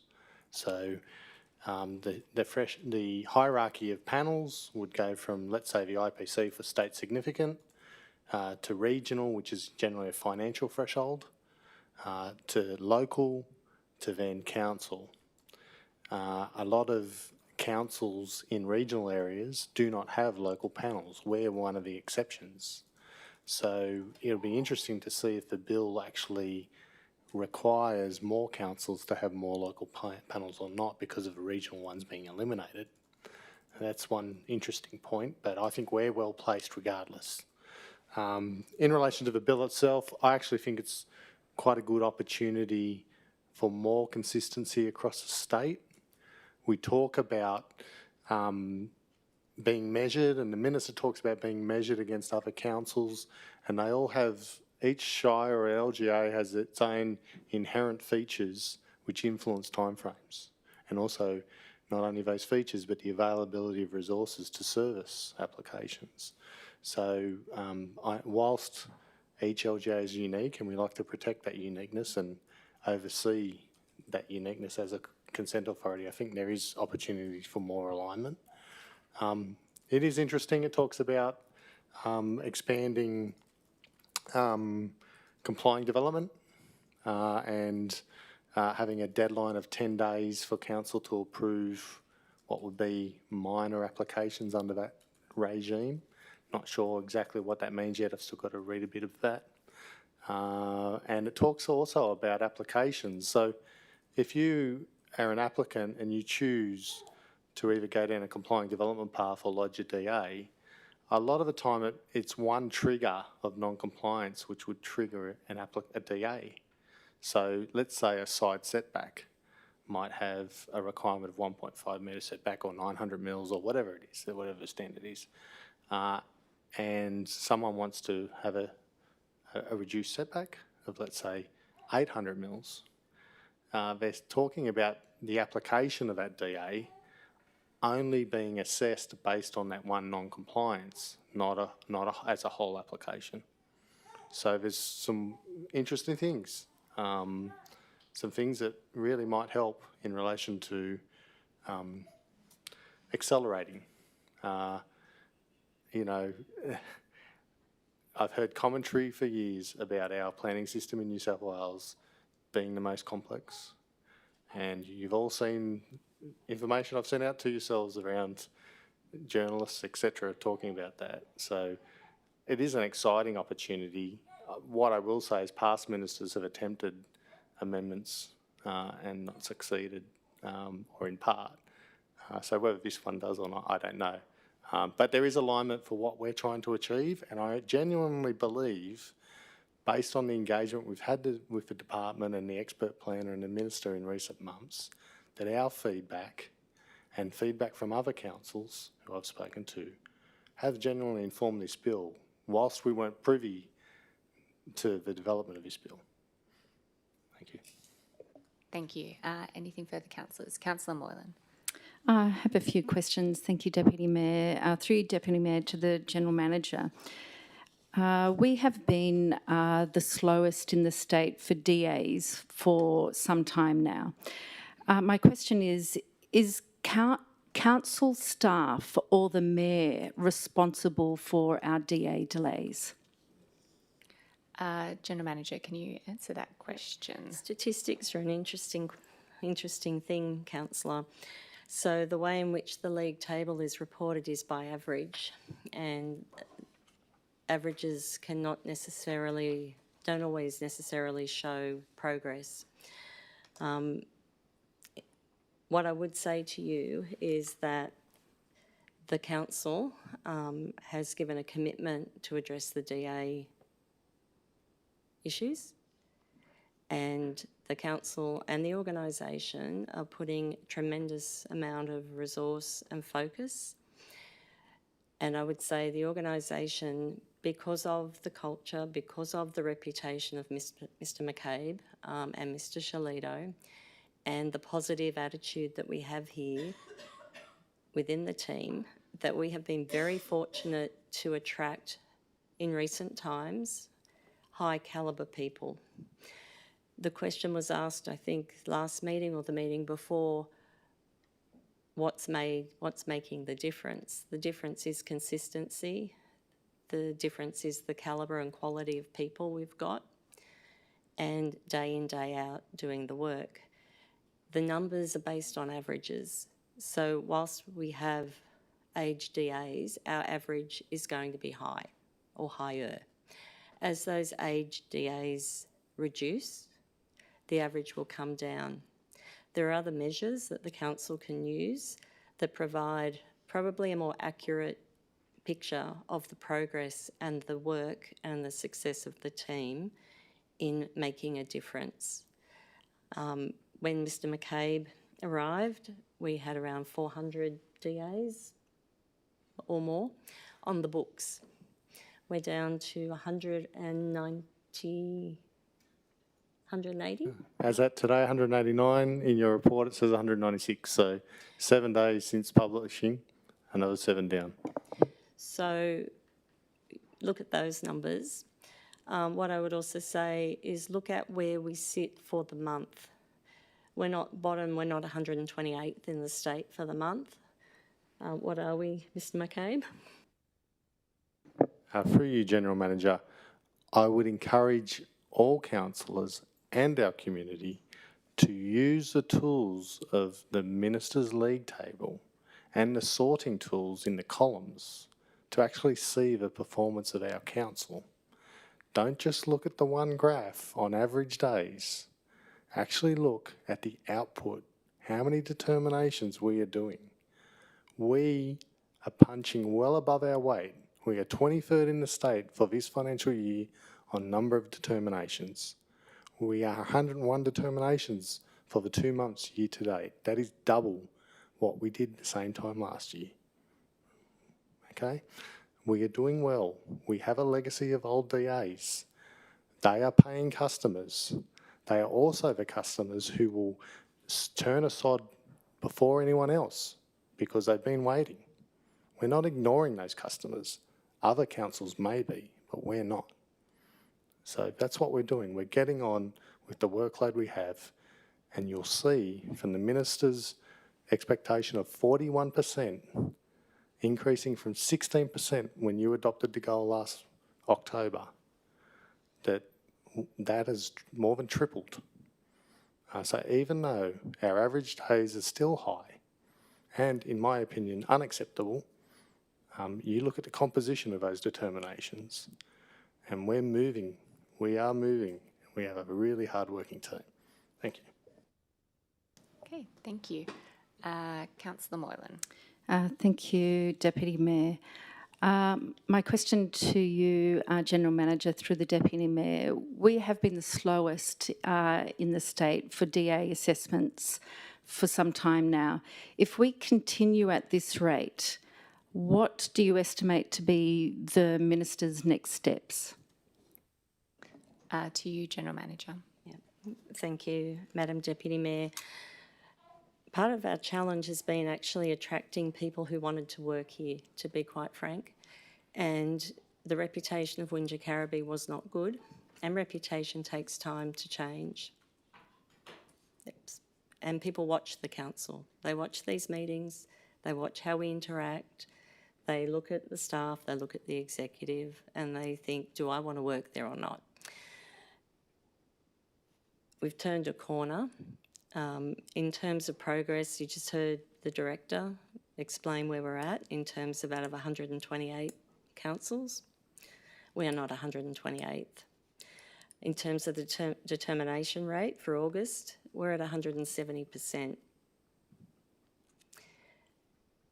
So we're not on a downward spiral, councillor, we're actually on the upward swing. Okay, thank you, General Manager. Any further comments or questions? Councillor Moylan. Thank you, Deputy Mayor. Through you, Deputy Mayor, to the General Manager again.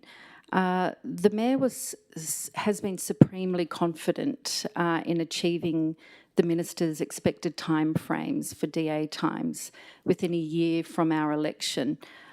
What is your confidence rate or level in achieving that goal, and by when? I'd just like to speak to a misrepresentation. The assessment that the Mayor is extremely confident, I believe he may be assessed as being confident, but I think labelling him as extremely confident is an assessment that would actually require his input on that matter. So in that case, misrepresentation, sorry, could I defer to, we don't need to do anything on that one. Okay, thank you. To you, General Manager. Mr McCabe, would you like to answer that? For you, General Manager, when Council resolved their goal, it was based on information from me personally on what I believed we could achieve. I did not believe we could have the fastest or even the median average assessment days in the state.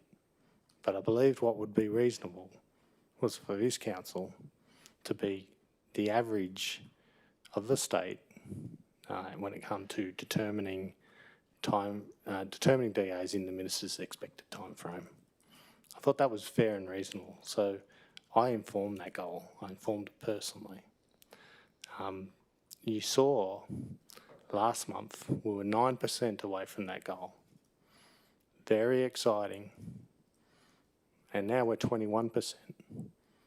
Now that 21% gap is caused by our August stats, which is the largest number of DAs we have determined since the Council League Table was launched, and the largest monthly number in many years. A lot of those DAs are aged. They really are. But those customers deserve a determination. Yeah. Staff could defer those determinations beyond the goal date and meet your percentage. But we service our customers and we service our shire. The 21% will be difficult. The staff are working really hard to reduce that gap and get to that 62% goal. I just suggest waiting for the release of figures, which we get 6 business days after the month is closed from the department. We get it at the same time as the public. We can just guess, because the types of DAs that are on the league table, they're not all the DAs. They're not modifications, they're not review DAs, they're just fresh DAs. So we sort of guess which ones the department include in the stats. So I just suggest we wait for the anniversary, see where we're at, and then I'm quite happy to give you my personal opinion, which I gave at the start of the goal, of how we've gone. Thank you. Would any councillors like to speak? Councillor Duffy. I just wanted to say I love reading this report every month and seeing that we're improving every month. So it's really, really exciting. And I just wanted to congratulate the department on all their really hard work. obviously Mr McCabe does an amazing job leading them. And I just think what we have achieved in this short time is huge, and I just am really proud of that as well. Okay, thank you, Councillor. Would any other councillors like to speak on this item? Councillor Moylan. Thank you, Deputy Mayor, and thank you to the staff for answering so earnestly. What I've observed is not a lack of effort from council or the staff. What I've observed is a long-term plan.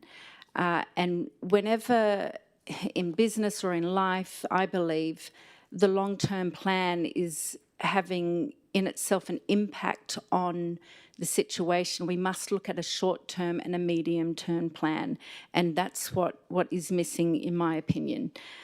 We need to keep the long-term plan with the internal staff, but we must address the current reality that there are families, businesses, young people who are paying mortgage costs, rent costs on top of expected building costs.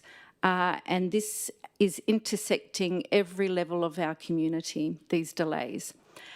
So I am going to move an amendment which I believe will provide a short-term plan so that we can concurrently continue to work on our long-term plan. And this amendment is based on my observations for a year now, and it's also based on feedback that I've received from many, many residents.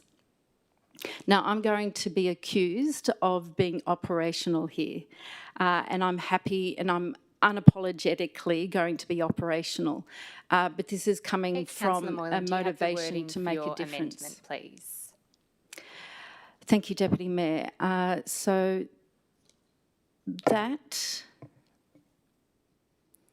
perhaps if we could put the current motion as 1, and then I'll add to it in 2. Paragraph 2, thank you. Council request the General Manager to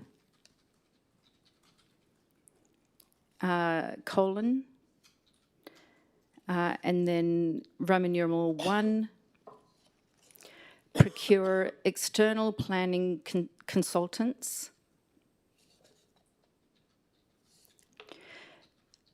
to execute a, inverted commas, DA Blitz, B-L-I-T-Z, inverted commas, and complete the backlog of development assessments, semicolon,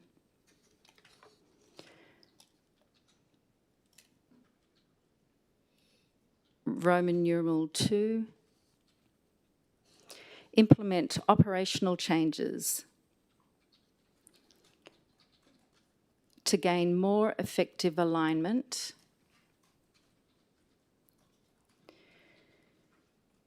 between the development assessment team,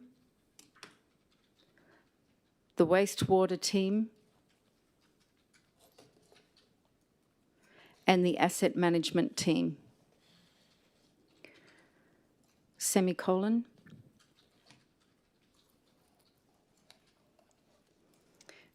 Roman numeral 3. Implement a inverted commas, can do, close invertible commas, attitude within the development assessment team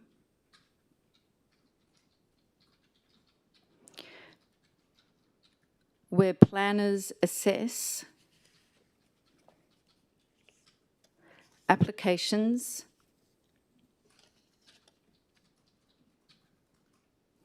with a positive intent to approve.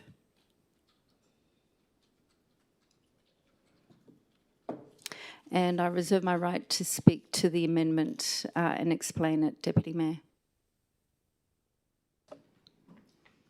Do we have a seconder for this motion, for this amendment? Apologies, Councillor Russell. Councillor Moylan. Oh, sorry, Thank you, Councillor Deputy Smith. Mayor. Councillor Smith. Sorry, when we're in this particular amendment, it's procuring external planning consultants. Does that not need to have a budget associated with that? Through you, Deputy Mayor. Yep. To the General Manager. Mr McCabe. The current budget, which you adopted for this financial year, was constructed and estimated based on reducing external consultants, not increasing. The expenditure to date on that budget is in line with that annual estimate. So the trajectory we're on means we'll probably meet that budget. Anything beyond what we're practicing now will go over that budget. That budget was informed based on the actions that Council adopted in April, which was to reduce our reliance on external consultants, which was informed by your resolution in October, which also emphasised to switch to an in-house model.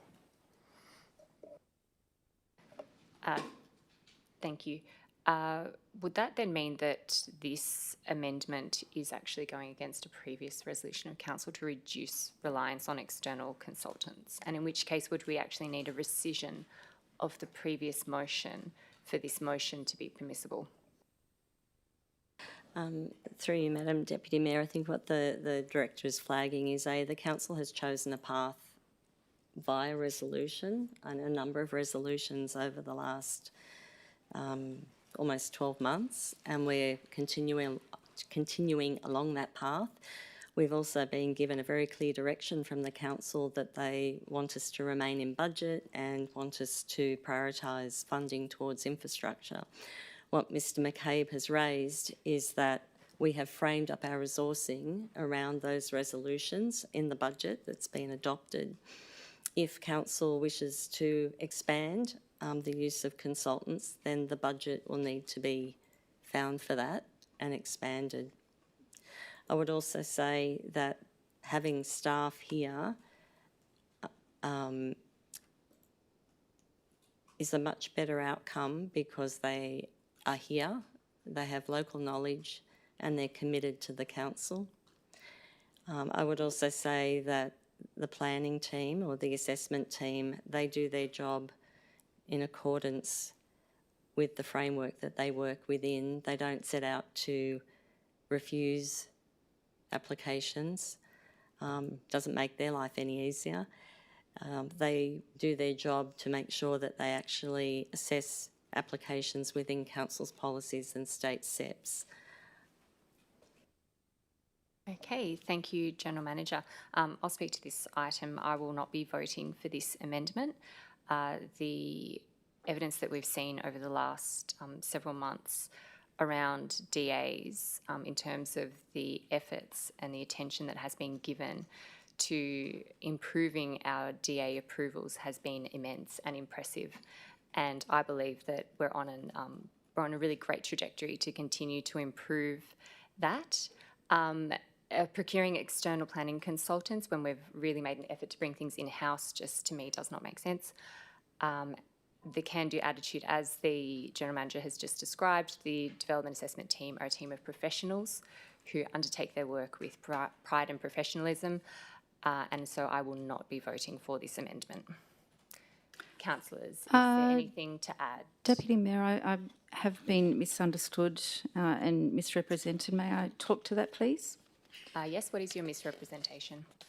So in Roman numeral 1, I referred to procuring external planning consultants, which is wholly consistent with what we have just resolved in 9.16, the procurement of planning consultants tonight. Okay, thank you for your clarification. Would any other councillors like to speak on this item? Okay, on this amendment, I will now put the amendment. All those in favour? Councillor Moylan, Councillor Russell, all those against? Councillor Duffy, Councillor Champion, Councillor Farrell, Councillor Smith, Councillor Foley. That amendment is lost. We are back in the original amendment. I believe, in the original motion, apologies. Would anybody like to speak to this further? Councillor Moylan. Councillor Moylan? Councillor Moylan has spoken against the, spoken to the original motion. Councillor Smith, would you like your right of reply? Yes. I would just like to reiterate that the team are doing an exceptional job. Once again, we need to get out of the way on this. And I'd also like to, I'd like to put it forward. I think it's time to vote. Thank you. Thank you, Councillor Smith. We will now put the motion. All those in favour? Councillor Duffy, Councillor Champion, Councillor Farrell, Councillor Russell, Councillor Smith, Councillor Foley. All those against? Councillor Moylan. That motion is carried. We are now on to item 11, which is questions taken on notice. Questions taken on notice are published on pages 105 to 106. So we now move on to section 12. We now move on to section 13 of the meeting. Anything further today, General Manager? Yes, thank you, Madam Deputy Mayor, and I'm mindful we've only got 2 minutes left and Amelia has been perfect, can I say. I just wanted to say to the Council, thank you for your support regarding my recent performance review and the renewal of my contract. I came to Wingecarribee for a challenge, and a challenge I certainly got. I was under no illusion of the work ahead when I arrived, and I knew it wasn't going to be a walk in the park, though I wasn't expecting to go through 12 months of a public inquiry, and not many general managers get to do that. So I'm one of the very few that have actually been through that. As a council and organisation, we've come a long way in a relatively short period of time. We've built a strong and professional and stable organisation. Over the past 4 years, our team have worked hard to deliver strong results for the community, from major infrastructure projects like the Barrel Memorial Hall, refurbishment, to modernising our IT systems, things people don't see but make a huge difference, and improving the organisational culture. These achievements reflect the dedication of our professional executive team and the ongoing commitment of our councillors. I look forward to continuing to work with the Council and the community to deliver on our strategic priorities and building a strong, sustainable future for the Shire. And I want to thank the Council, the executive. I have a very good, strong executive, which I appreciate and value, probably more than you'll ever know, and the broader Wingecarribee team.